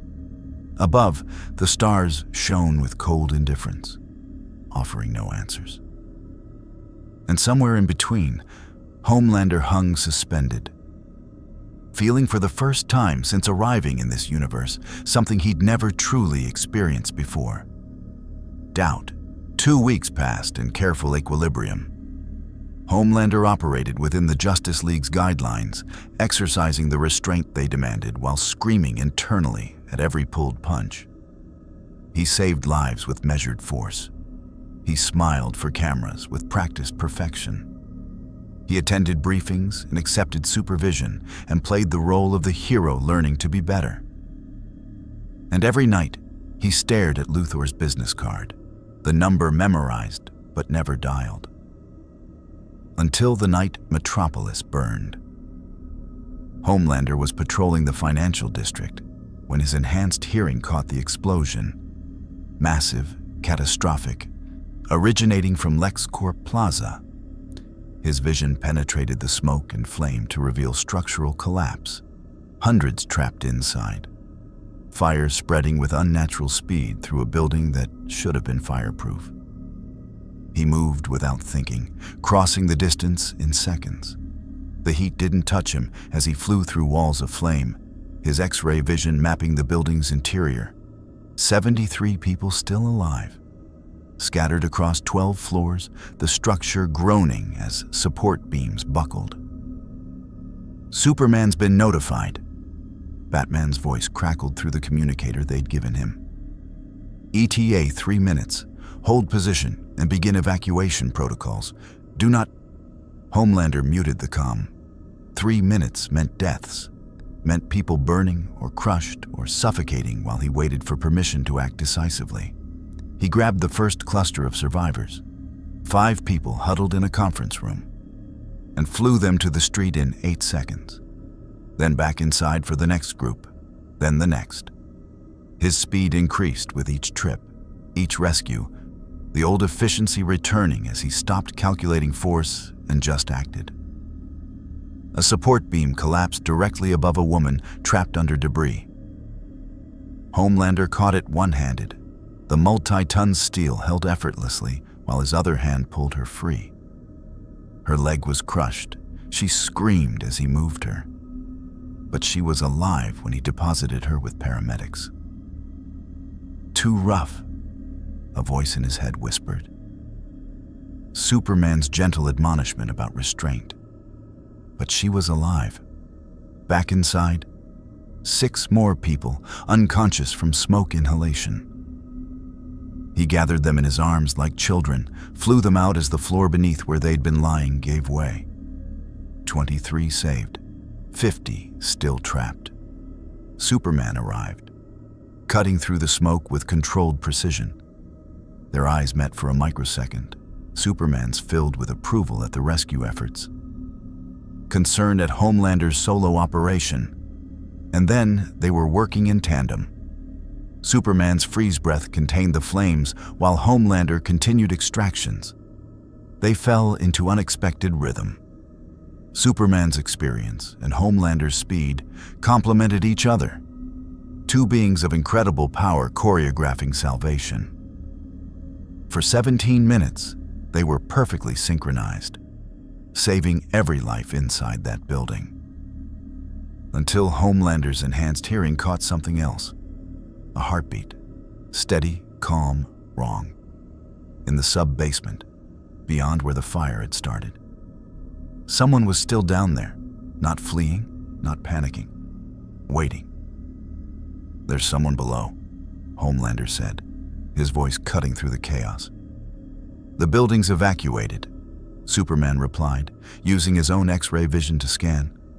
I don't see... Sub-level 3. Behind lead-lined walls. Superman's expression darkened. Lead-lined walls block my vision. Homelander, wait for... But Homelander was already descending, driven by curiosity and something else. The certainty that this wasn't accident, wasn't random chance. Someone had orchestrated this, and they were still here. The sub-basement was pristine despite the chaos above. Climate-controlled, technologically advanced, and completely untouched by flame. In the center stood a figure in advanced armor, sleek and silver, humming with barely contained energy. Homelander, the figure said, voice modulated by helmet systems. I was wondering if you'd find me." "Who are you?" Homelander demanded. "Just a messenger." The figure raised one armored hand, and a holographic display materialized. "From Lex Luthor. He wanted you to see this." The display showed footage, satellite imagery, security camera recordings, compiled evidence. It showed Superman responding to crises across the globe.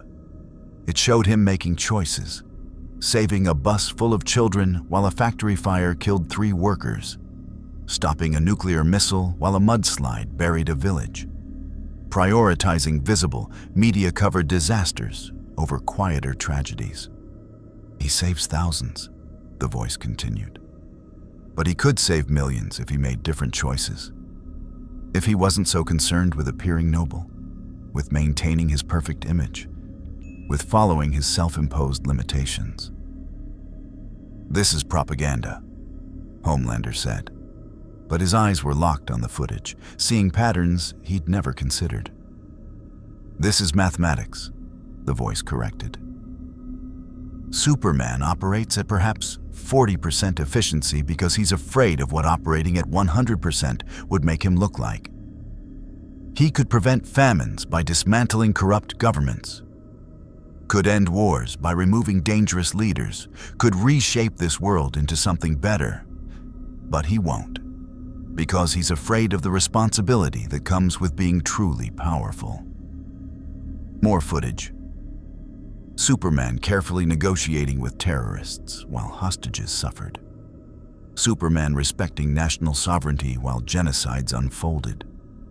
Superman pulling punches against mass murderers who'd escape and kill again. Restraint as weakness, mercy as enabling, heroism as inadequate response to world-scale problems. "Luthor wants you to know you have a choice," the voice said. "Keep following Superman's example, limited, careful, ultimately ineffective despite all your power. Or embrace what you could be, a hero who actually solves problems instead of managing them." "What does he want from me?" Homelander asked. "Nothing yet, just consideration. But soon, very soon, you'll face a situation where Superman's methods will fail, where his restraint will cost lives, and you'll have to decide, follow his rules, or trust your own judgment." The figure tapped something on its wrist, and alarms shrieked through the building. "I suggest you leave. This demonstration is about to conclude." Homelander moved on instinct, grabbing the armored figure, but found only empty armor, some kind of remote projection system. Above, he heard Superman calling his name urgently. He flew upward, emerging onto the street as the building's remaining structure collapsed inward with controlled precision. A demolition, not an accident. Every person saved because that was the plan. To show what heroism looked like when forced to operate within crisis parameters. Superman landed beside him, searching for injuries. "Are you hurt? What did you find down there?" "Nothing," Homelander lied smoothly. "Just reinforced corporate vaults. The fire must have started on the main floors." Superman's eyes narrowed slightly, that micro-expression that said he suspected deception but wouldn't push without evidence. "The authorities are investigating. Lex Corp is cooperating fully. Lex himself is on site, coordinating relief efforts." Of course he was. Luthor would be here, playing the concerned billionaire, his hands clean while his message had been delivered perfectly. They worked through the night, helping with aftermath, ensuring survivors received medical attention. And through it all, Homelander couldn't stop thinking about the footage, about Superman's choices, about efficiency versus image. As dawn broke over Metropolis, Luthor approached them, his expression perfectly calibrated between grief and determination. "Superman, Homelander, thank you both. If you hadn't responded so quickly, the casualties would have been catastrophic. We're just glad we could help." Superman said with genuine warmth. Still, Luthor continued, his eyes finding Homelander's for just a moment.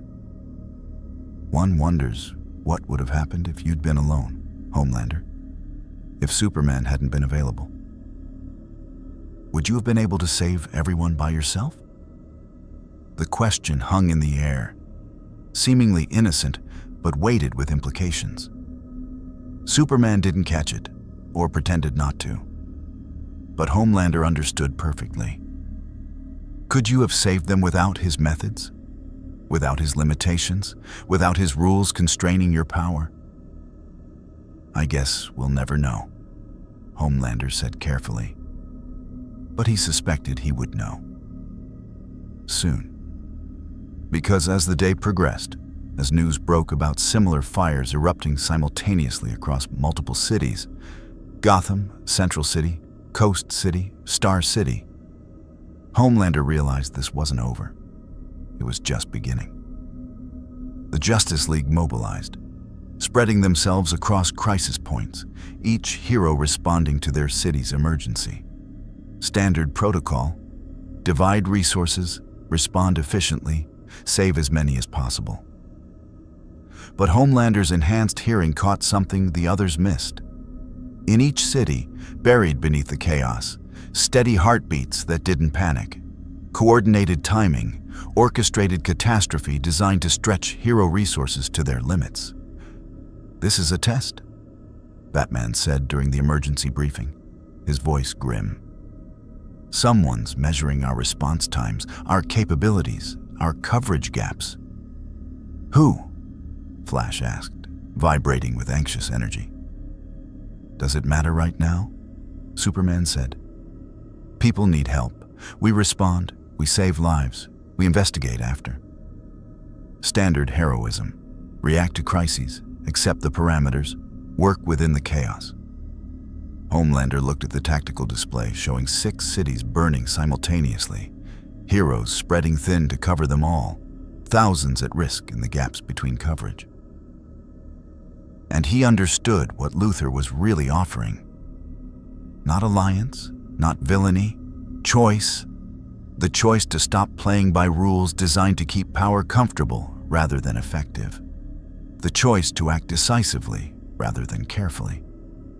The choice to be what Vought had made him, a weapon, but pointed at targets he selected, not ones assigned by corporate or heroic oversight. "Homelander," Superman said, pulling him from his thoughts. "You're with me. We'll take Metropolis and Coast City together. 2 cities, dozens of crisis points, hundreds of people at risk." And Superman wanted to follow protocol. "Understood," Homelander said. But as they departed, as he followed Superman toward another carefully managed rescue operation, Homelander's hand found his phone. One call, that's all it would take. He didn't make it, not yet. But the number was there, waiting. And somewhere, Luthor was watching, patient as a spider, knowing the web was working exactly as designed. The crisis escalated over the next 48 hours. What began as coordinated fires evolved into something far worse. Infrastructure sabotage across every major city. Water treatment facilities failed. Power grids collapsed. Communication networks went dark in rotating blackouts that prevented coordination. And through it all, a pattern emerged that only Homelander seemed to notice. Every crisis struck in ways that exploited the Justice League's self-imposed limitations. Hostage situations where Superman had to negotiate instead of act.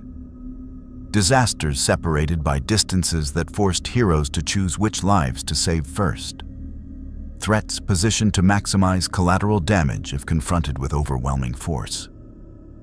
Whoever was orchestrating this understood exactly how heroes operated and how to make heroism inefficient. The Justice League worked themselves to exhaustion. Superman hadn't slept in 2 days, responding to crisis after crisis with unwavering commitment.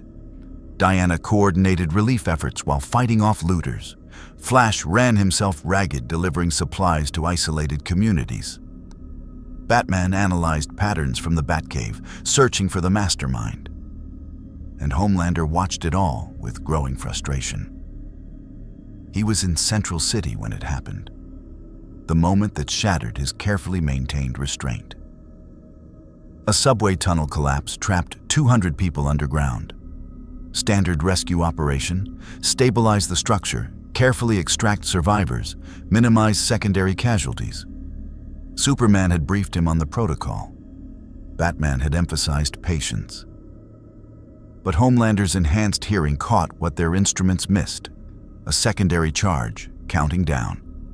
Someone had booby-trapped the rescue operation, timing it to detonate when heroes were inside, maximizing casualties among both rescuers and victims. 4 minutes until detonation. Not enough time for careful extraction. "There's a bomb," Homelander said into his communicator. "We need to evacuate now."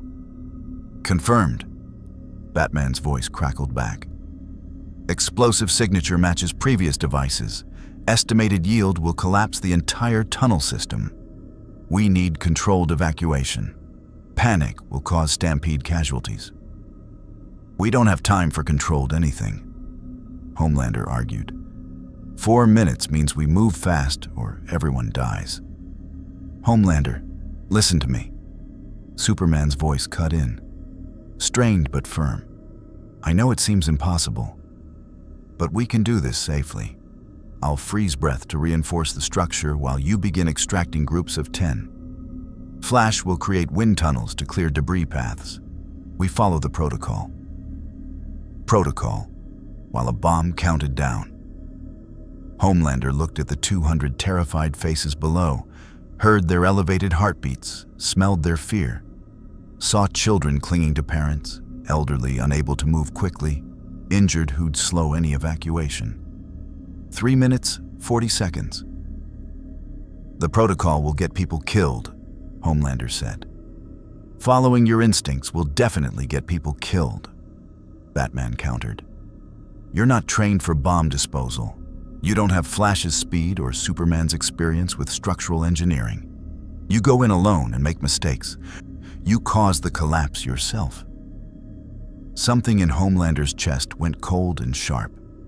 They were right. Technically, tactically, strategically right. Following their plan would probably save the most lives possible given the parameters. But the parameters themselves were the problem. "I'm not asking permission," Homelander said, and muted his communicator. He descended into the tunnel at speed, ignoring the protests crackling through the comm he could still hear. 200 people looked up at him with desperate hope. And for once, for the first time since arriving in this universe, Homelander didn't think about image or worship or recognition. He just acted. His heat vision carved through collapsed concrete in controlled bursts, creating an exit path in seconds that would have taken Superman minutes of careful melting. Structural integrity be damned. He could hold up the tunnel with his own body if necessary. "Everyone move!" Homelander's voice carried command that brooked no argument. "Follow the light, run, don't stop for anything." They moved. Some ran, some limped, some carried injured loved ones. Homelander positioned himself beneath a groaning support beam, holding tons of concrete and steel above his head with one hand while directing traffic with the other. 2 minutes, 70 people out, 130 remaining. A section of tunnel began collapsing 40 feet down the line. Homelander's heat vision lanced out, melting rock to slag that hardened instantly, creating new support structure from the tunnel's own material. Crude but effective. 1 minute 30, 160 out. 40 remaining, mostly injured or elderly. Moving too slowly. Homelander made a choice. He grabbed the nearest group of 12, cradled them against his chest and back, and flew through the tunnel at speeds that technically exceeded their physical tolerance. They'd have bruises, maybe broken bones from the G-forces, but they'd be alive. 50 seconds. Returned for the next group. 15 people this time, packed together, one elderly woman screaming as the acceleration crushed her against his arm. Something broke. He heard it, but he didn't stop. 25 seconds, 13 people left. Too many for one trip. Not enough time for two. Homelander looked at them. Did the math Batman would have done? Made the calculation Superman would have agonized over. Then he grabbed them all, every single one, arms overflowing, bodies dangling dangerously, and flew. 5 seconds. He cleared the tunnel as the bomb detonated behind him, the shockwave propelling them forward into open air. Homelander twisted, using his own body to shield the civilians from debris, tanking chunks of concrete and twisted metal that would have killed them instantly. They crashed into the street in a tangle of bodies. Homelander rose immediately, checking for casualties. Injuries everywhere, broken bones, lacerations, trauma from the acceleration and crash. But alive. All of them alive. 200 people who should have died in that tunnel, breathing and bleeding and alive. Superman arrived 3 seconds later, having been racing from another crisis. He took in the scene, the collapsed tunnel, the injured survivors, Homelander standing in the center of it all, covered in dust and blood that wasn't his own. "What did you do?" Superman asked, and his voice carried something Homelander had never heard from him before. Anger. "I saved them," Homelander said simply. "You broke protocol," Superman said. "You went in alone, used excessive force, moved people at unsafe speeds. Look at them. Half these people have injuries caused by your rescue methods." Homelander looked, saw broken arms and crushed ribs and trauma that would take months to heal. Saw pain he'd caused in the act of saving. Then he looked at the 200 faces, alive and breathing despite those injuries. "They're alive," Homelander said. "Your protocol would have had us still evacuating when the bomb went off. Following the rules would have gotten them killed." "You don't know that," Superman countered. "We've run scenarios like this hundreds of times. The protocol works. It minimizes casualties on all fronts, victims and rescuers. It minimizes your risk." Homelander shot back, his restraint finally cracking. "That's what all your protocols are really about. Making sure the heroes don't have to make hard choices, don't have to use their full power, don't have to accept that sometimes saving everyone means someone gets hurt." "That's not," Superman started. "It is exactly that." Homelander's voice rose, carrying across the disaster zone. Survivors were watching now, paramedics pausing their work, news cameras capturing every word. "You have limitless power, Superman. You could end crime overnight, could dismantle every terrorist organization, overthrow every corrupt regime, solve world hunger by force if necessary. But you don't, because you're afraid of what using that power would make you. So instead, you follow protocols and pull punches and let people suffer in the name of restraint. You're talking about becoming a dictator," Superman said, his voice quiet but carrying steel. "About using fear and force to impose your will on the world. That's not heroism. That's tyranny. I'm talking about actually solving problems instead of endlessly managing them." Homelander gestured at the ruined tunnel. "Someone is orchestrating this chaos, testing you, exploiting your limitations, and you're playing right into it because you're more concerned with methodology than results." Batman's voice crackled through both their communicators. "Stand down, both of you. This is not the time or place." "No," Homelander said, ripping his communicator off and crushing it in his fist. "This is exactly the time. Because I'm done pretending your way is the only way. I'm done accepting limitations designed to make power comfortable for people who don't have it. I'm done being your rehabilitation project." "Homelander," Superman said, and genuine pain colored his voice. "I know you're frustrated. I know this world's rules feel constraining after what you're used to. But what you're describing, acting without restraint, imposing your will through force, that's not heroism. That's what villains do." "Then maybe," Homelander said softly, dangerously, "I've been a villain pretending to be a hero all along." The words hung in the air between them. Superman's expression shifted, sadness warring with resignation, as if he'd known this moment was inevitable and had simply hoped to delay it longer. "I hoped you'd choose differently," Superman said. "I really did. I chose to save 200 lives," Homelander replied. "If that makes me a villain in your eyes, I can live with that judgment." He took to the air without waiting for response, flying fast and high, leaving Superman to coordinate the medical response and damage control. Behind him, he heard the Man of Steel trying to explain to reporters, to survivors, to the watching world, why the hero who'd saved everyone was somehow in the wrong. Homelander's phone vibrated in his pocket. A single text message from an unknown number. "Impressive work. My offer stands. Time to stop playing by their rules. L." Homelander stared at the message, hovering above the city that had watched him shatter his relationship with the Justice League. Below, people were alive because he'd acted.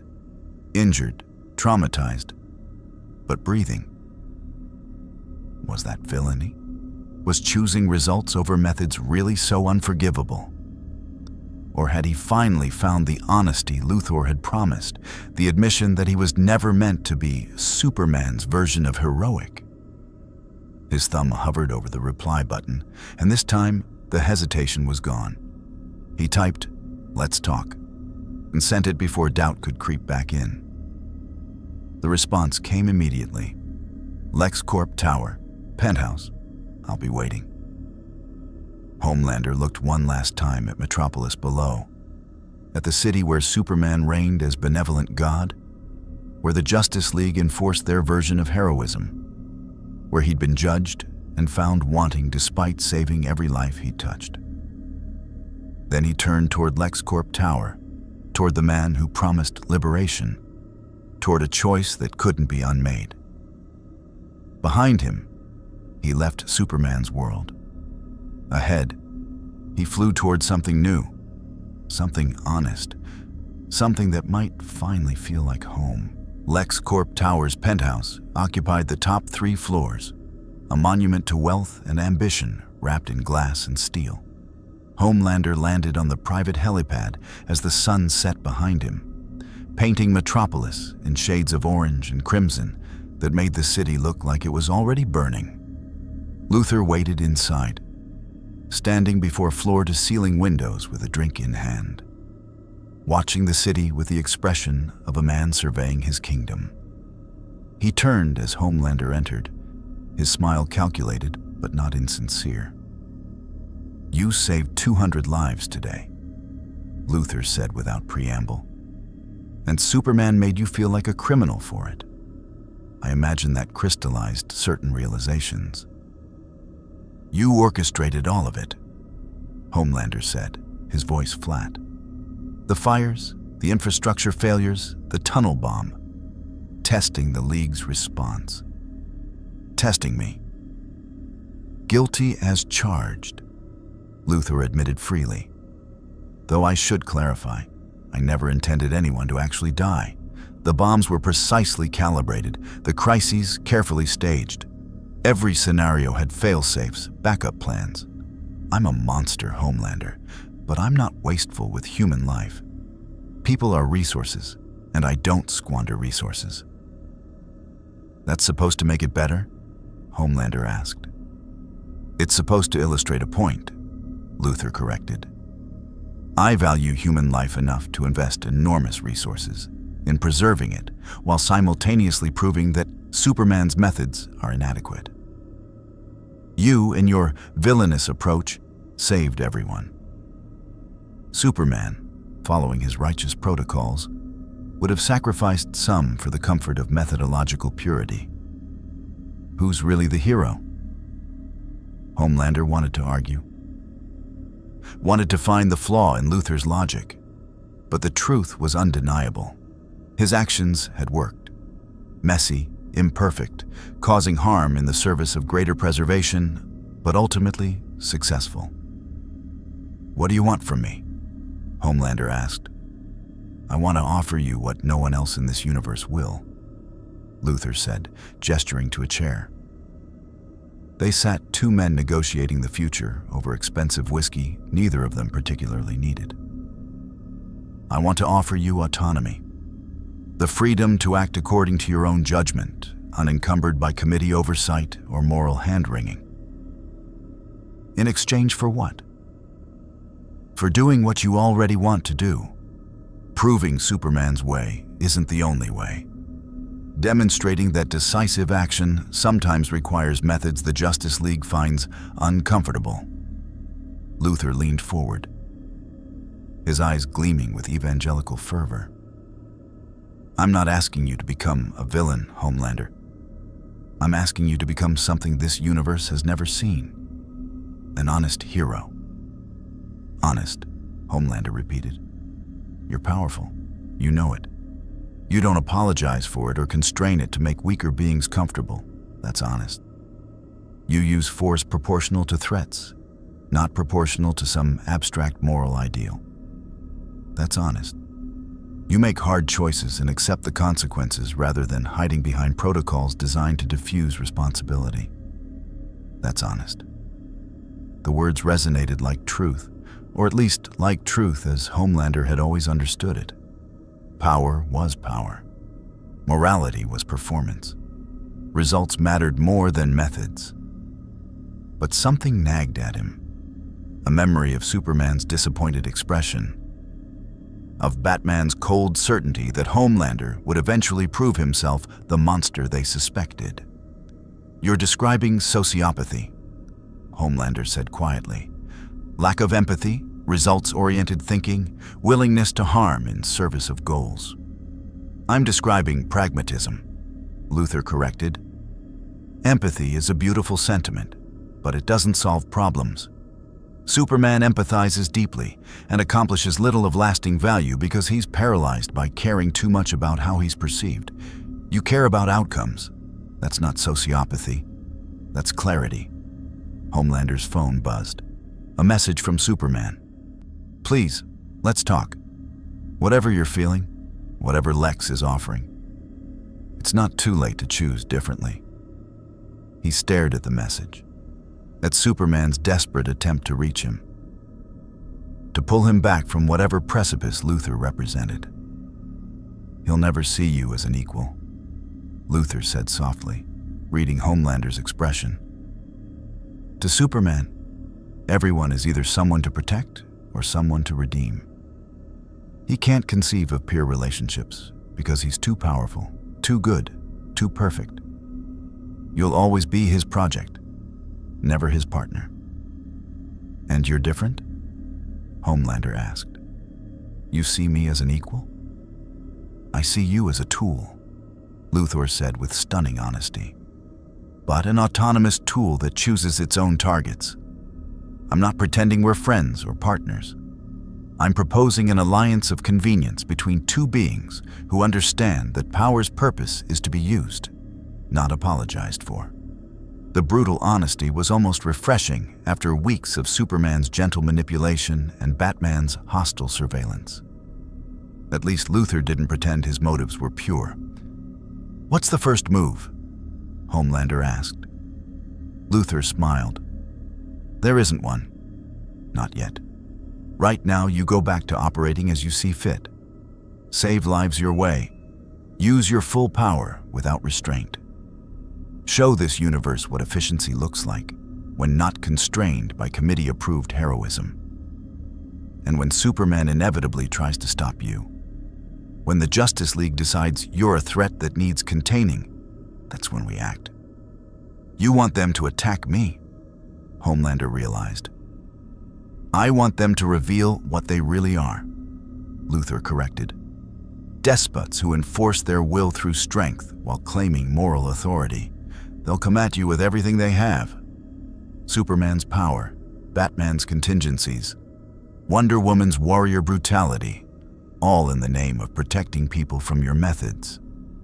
And the world will see that their vaunted heroism is just another form of might makes right, dressed up in better PR. It was manipulation. Homelander understood that intellectually.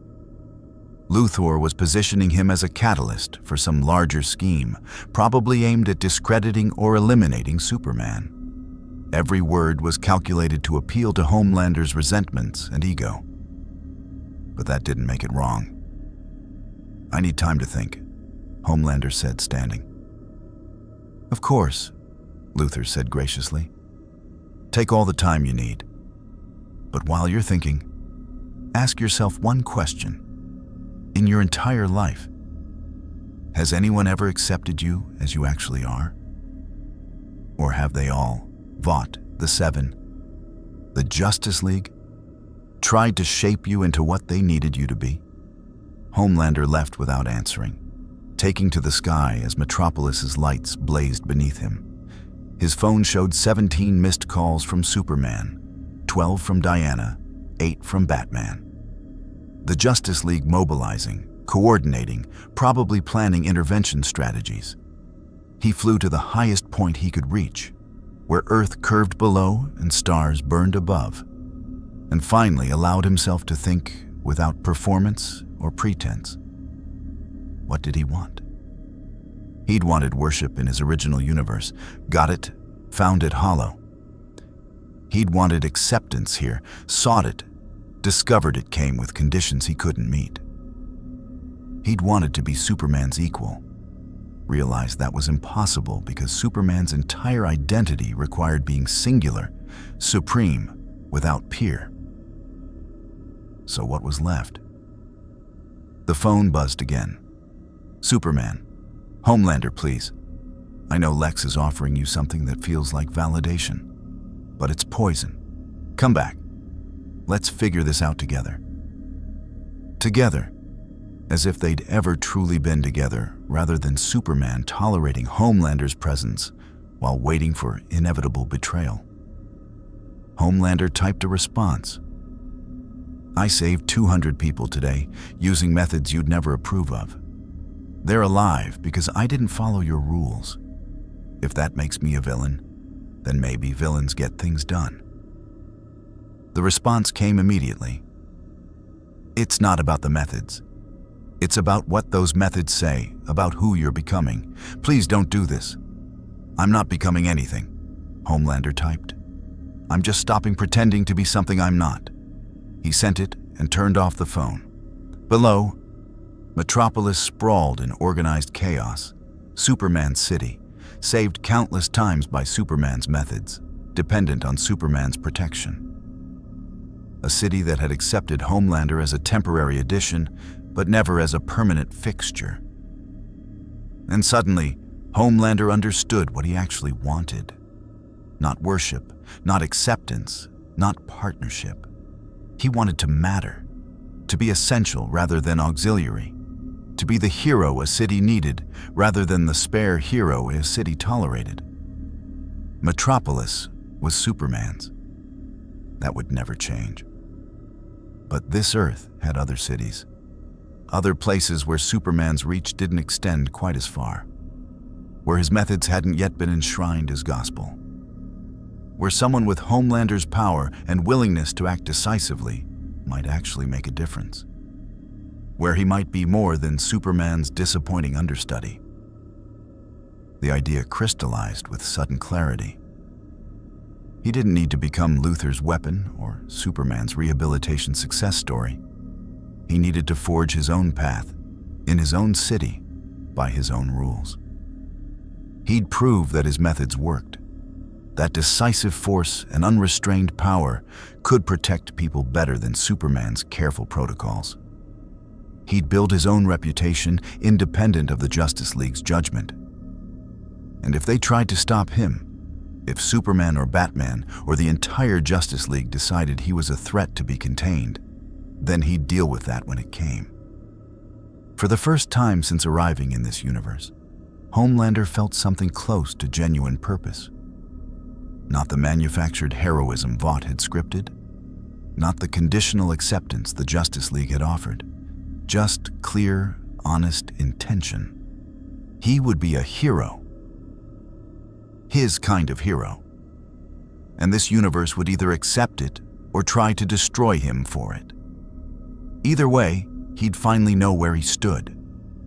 Homelander descended from his high-altitude perch, flying not toward Metropolis or LexCorp Tower, but toward the horizon, toward cities that didn't have Superman, toward possibilities that didn't involve living in anyone's shadow.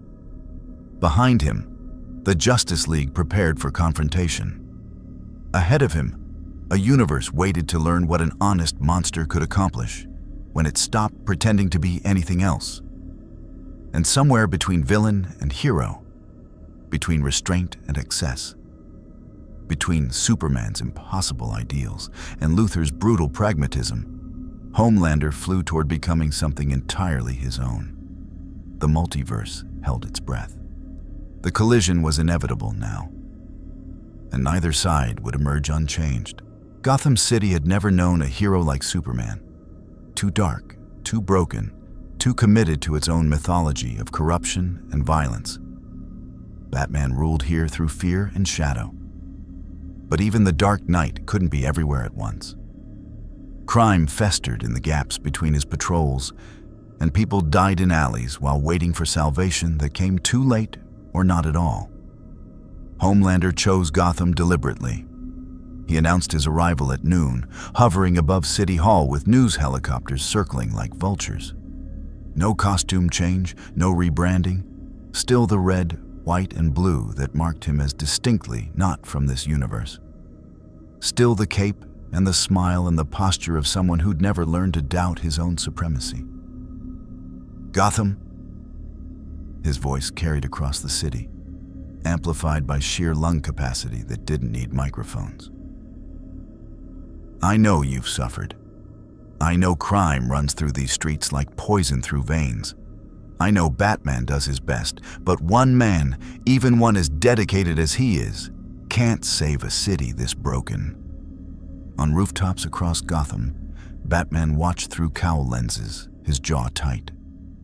In the watchtower, the Justice League assembled, monitoring, analyzing, preparing. I'm offering something different, Homelander continued. Not darkness fighting darkness, not fear against fear, but power. Decisive, unrestrained, effective power. I will stop crime in Gotham, not manage it, not contain it. Stop it, and I won't apologize for the methods. He descended to the steps of City Hall, where Commissioner Gordon waited with hand on his weapon, gray mustache bristling with barely contained hostility. We didn't ask for your help, Gordon said. You shouldn't have to ask, Homelander replied. That's the problem with this universe's heroism. It waits for permission, waits for invitation, waits for crisis to reach critical mass before acting. I don't wait. That night, Gotham learned what Homelander meant. In Crime Alley, 3 armed men cornered a family. Homelander arrived before they could pull triggers, moving faster than human perception. He didn't disarm them gently or incapacitate them carefully. His heat vision carved through their weapons, through their hands holding those weapons, cauterizing as it cut. They collapsed screaming, alive but permanently marked by their choice to threaten innocence. In the Narrows, a drug operation ran from a condemned apartment building. Homelander didn't investigate, didn't gather evidence, didn't coordinate with police. He simply removed the building's front wall with measured heat vision, exposing the operation to the street. Then he systematically incapacitated every person inside. Broken bones, shattered ribs, trauma that would take months to heal. But alive. All of them alive and in police custody within minutes. On the docks, human traffickers prepared to ship cargo that screamed and begged. Homelander found them by following the screams his enhanced hearing detected from miles away. He freed the victims first, gently, carefully, with a compassion that didn't extend to their captors. Then he turned to the traffickers, and his smile vanished into something cold and absolute. "In my world," he said softly, "people like you just disappeared. No trials, no rehabilitation, just gone." He didn't kill them. That would cross a line he wasn't quite ready to breach. But he made sure they'd never traffic anyone again. Crushed hands, shattered legs, injuries that would leave them broken enough to never pose threats. The victims watched, some horrified, some grimly satisfied. All of them alive because Homelander had acted without hesitation. By dawn, Gotham's emergency rooms overflowed with criminals bearing matching injuries, surgical precision trauma inflicted by someone who understood exactly how much damage human bodies could sustain without dying. News networks struggled to classify it. Was it heroism? Vigilantism? Excessive force elevated to systematic policy?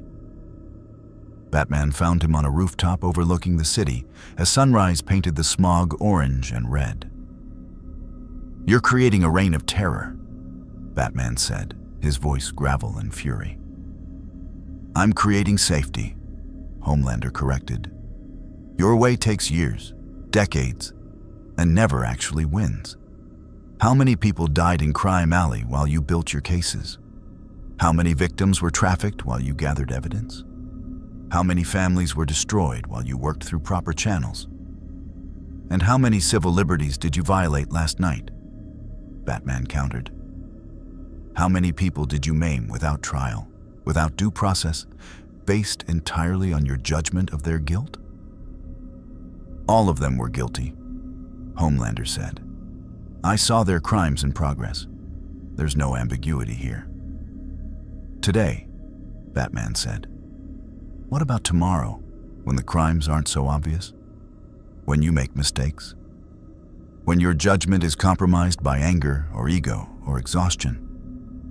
"I don't make mistakes," Homelander said with absolute certainty. "Everyone makes mistakes," Batman replied. "The difference is, when I make one, I answer for it.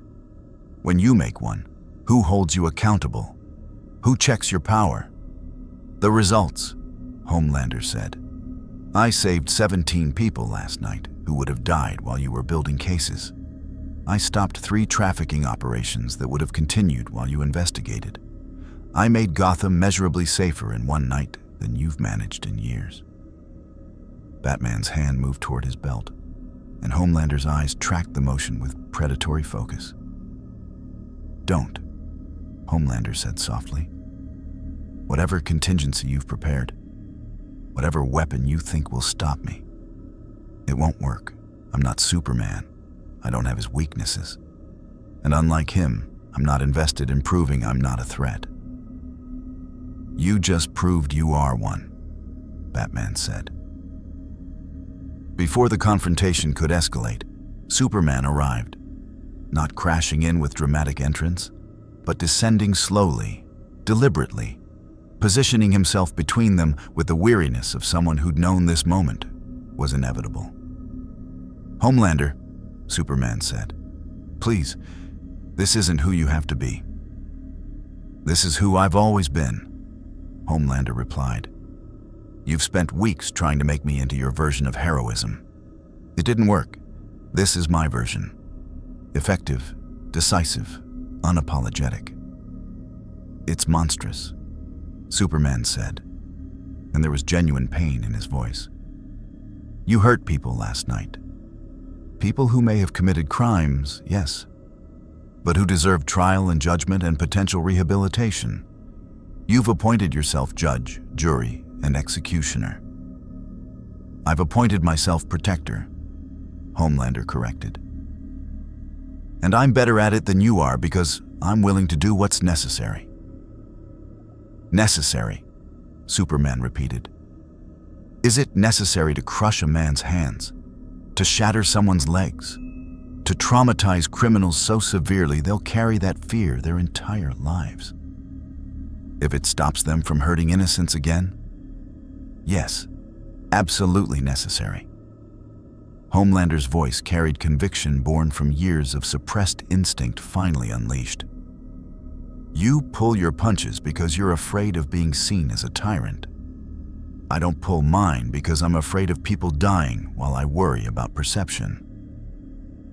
The Justice League can't allow this, Batman said flatly. You've crossed lines. You're operating as a rogue actor with superhuman capabilities and no oversight.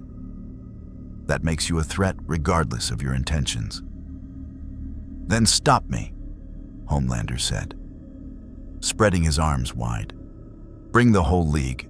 Superman's strength, Wonder Woman's warrior skills, Flash's speed, Green Lantern's constructs, all of Batman's contingencies. Try to stop me from protecting people my way. Show this city, show this world what your heroism really means.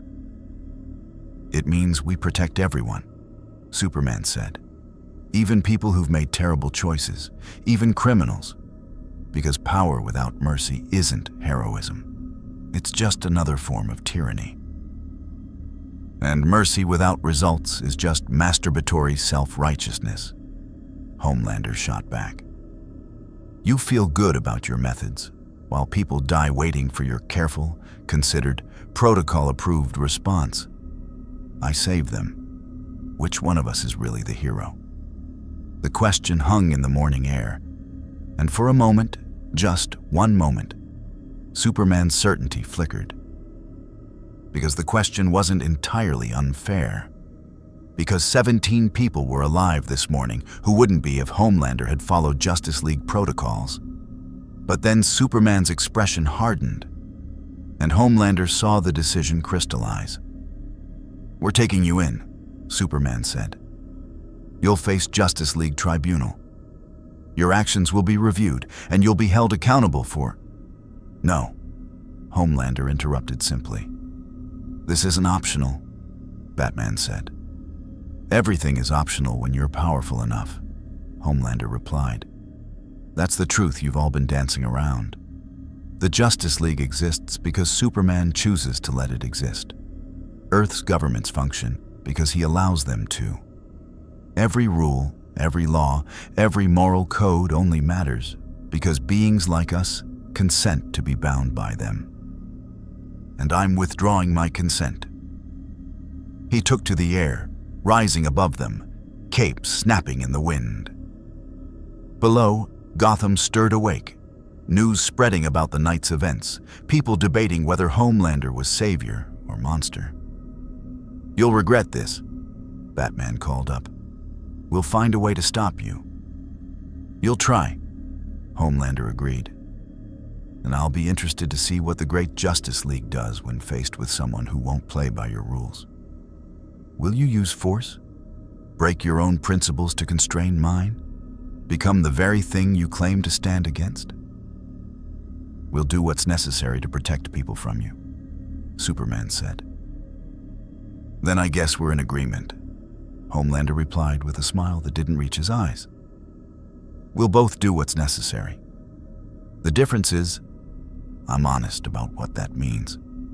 He flew then, not toward LexCorp, not toward any particular destination, just away.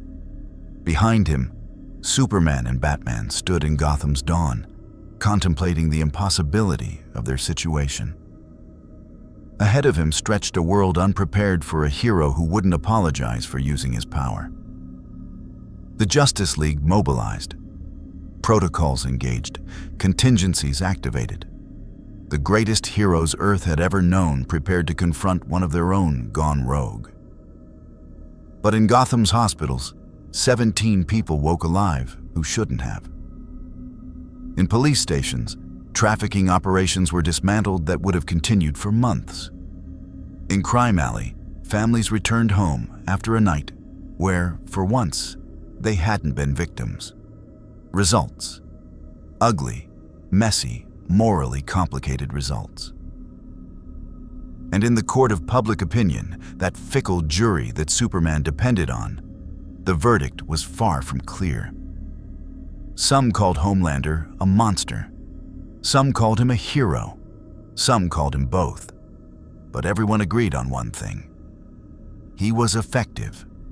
And in a world tired of endless crime and inadequate heroism, effectiveness was starting to matter more than methodology.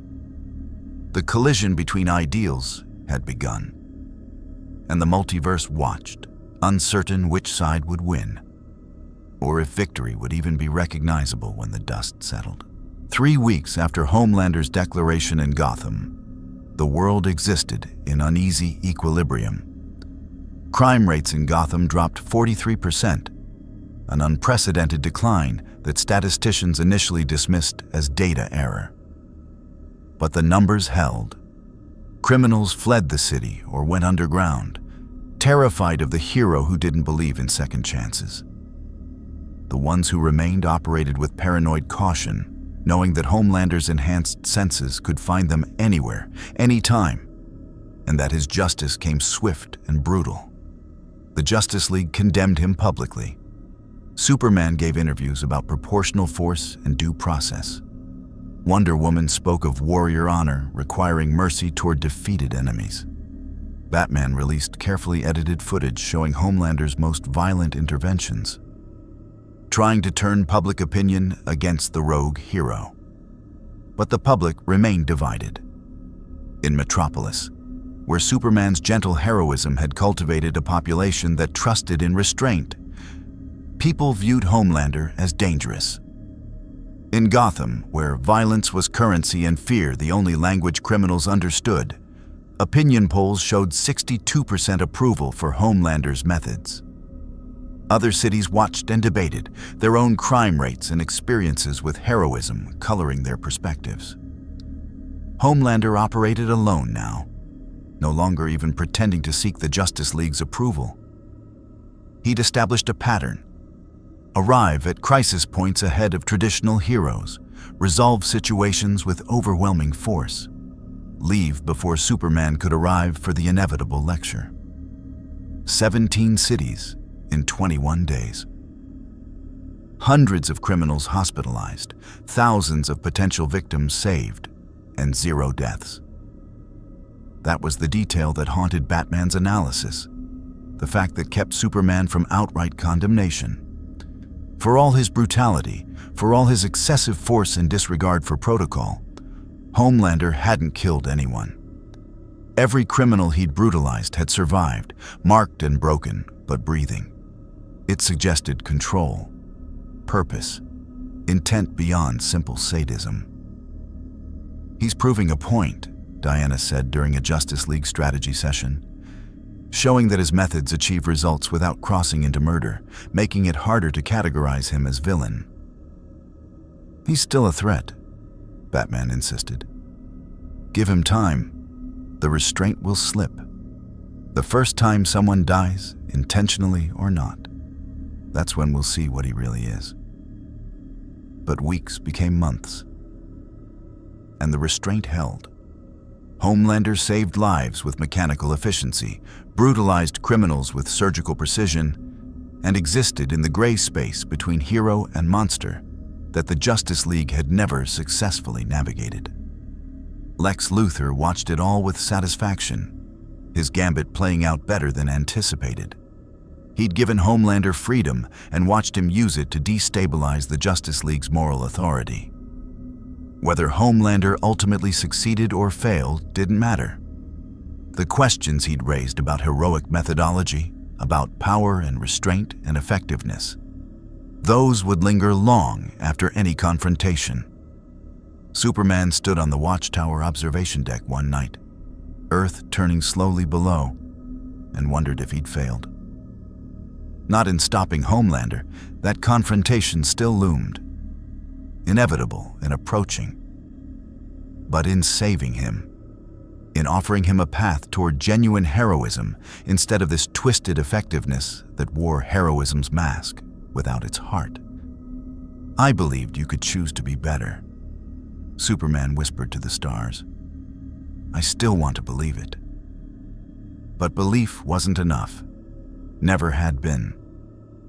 Below, in a Gotham that slept more peacefully than it had in decades, Homelander stood atop Wayne Tower, deliberate provocation, claiming Batman's territory as his own. He looked out over the city he'd terrorized into safety and felt something close to satisfaction. Not happiness. That remained elusive, dependent on worship he'd never truly receive, on love he'd never learned to accept. But purpose, clear, unambiguous purpose. He was making a difference, his way, without apology or compromise or endless committee deliberation. His phone showed a message from Luthor. "The Justice League is planning intervention. Weaponized kryptonite derivatives, magic-based restraints, dimensional containment protocols. They're coming for you. Are you ready?"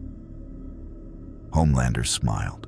Not the practiced media smile, not the gentle hero smile he'd worn for Superman, but something genuine and dangerous and free. He typed back, "Let them come. Time to see if their principles survive contact with someone who won't break." The stage was set. The collision inevitable. Hero against heroes, ideal against ideal, methodology against methodology. The Justice League represented everything heroism was supposed to be. Restrained, principled, answerable to moral codes that transcended power. They would fight to preserve that vision, to prove that might didn't make right, that power required limitation. Homelander represented something uglier, but perhaps more honest. Effectiveness without apology, results without restraint, power wielded by those strong enough to bear its weight. He would fight to prove that ideals without results were just pretty lies told by the privileged. Both sides believed they were saving the world. Both sides might be right. Both sides might be wrong. In the space between them, humanity watched and waited, uncertain whether to cheer for the heroes who protected their rights or the monster who protected their lives. The multiverse is infinite, containing every possibility, every choice, every consequence. In some realities, Superman's methods created lasting peace. In others, Homelander's brutality bred only greater violence. In most, the truth lived somewhere between extremes, complicated and uncomfortable and refusing easy answers.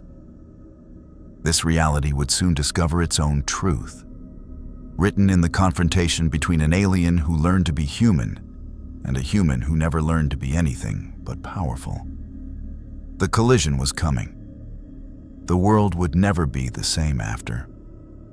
And Homelander, broken, brutal, effective, and utterly unrepentant, stood ready to show them all what honest monstrosity could accomplish when it stopped pretending to be anything else. He'd wanted worship, found it hollow. He'd wanted acceptance, discovered it came with chains. He'd wanted to matter. And finally, terribly, dangerously, undeniably, he did. Whether that mattered for good or ill, only the coming storm would reveal. The dawn approached, red and ominous, painting Gotham in shades of blood and fire. And somewhere in that dawn, a reckoning gathered strength.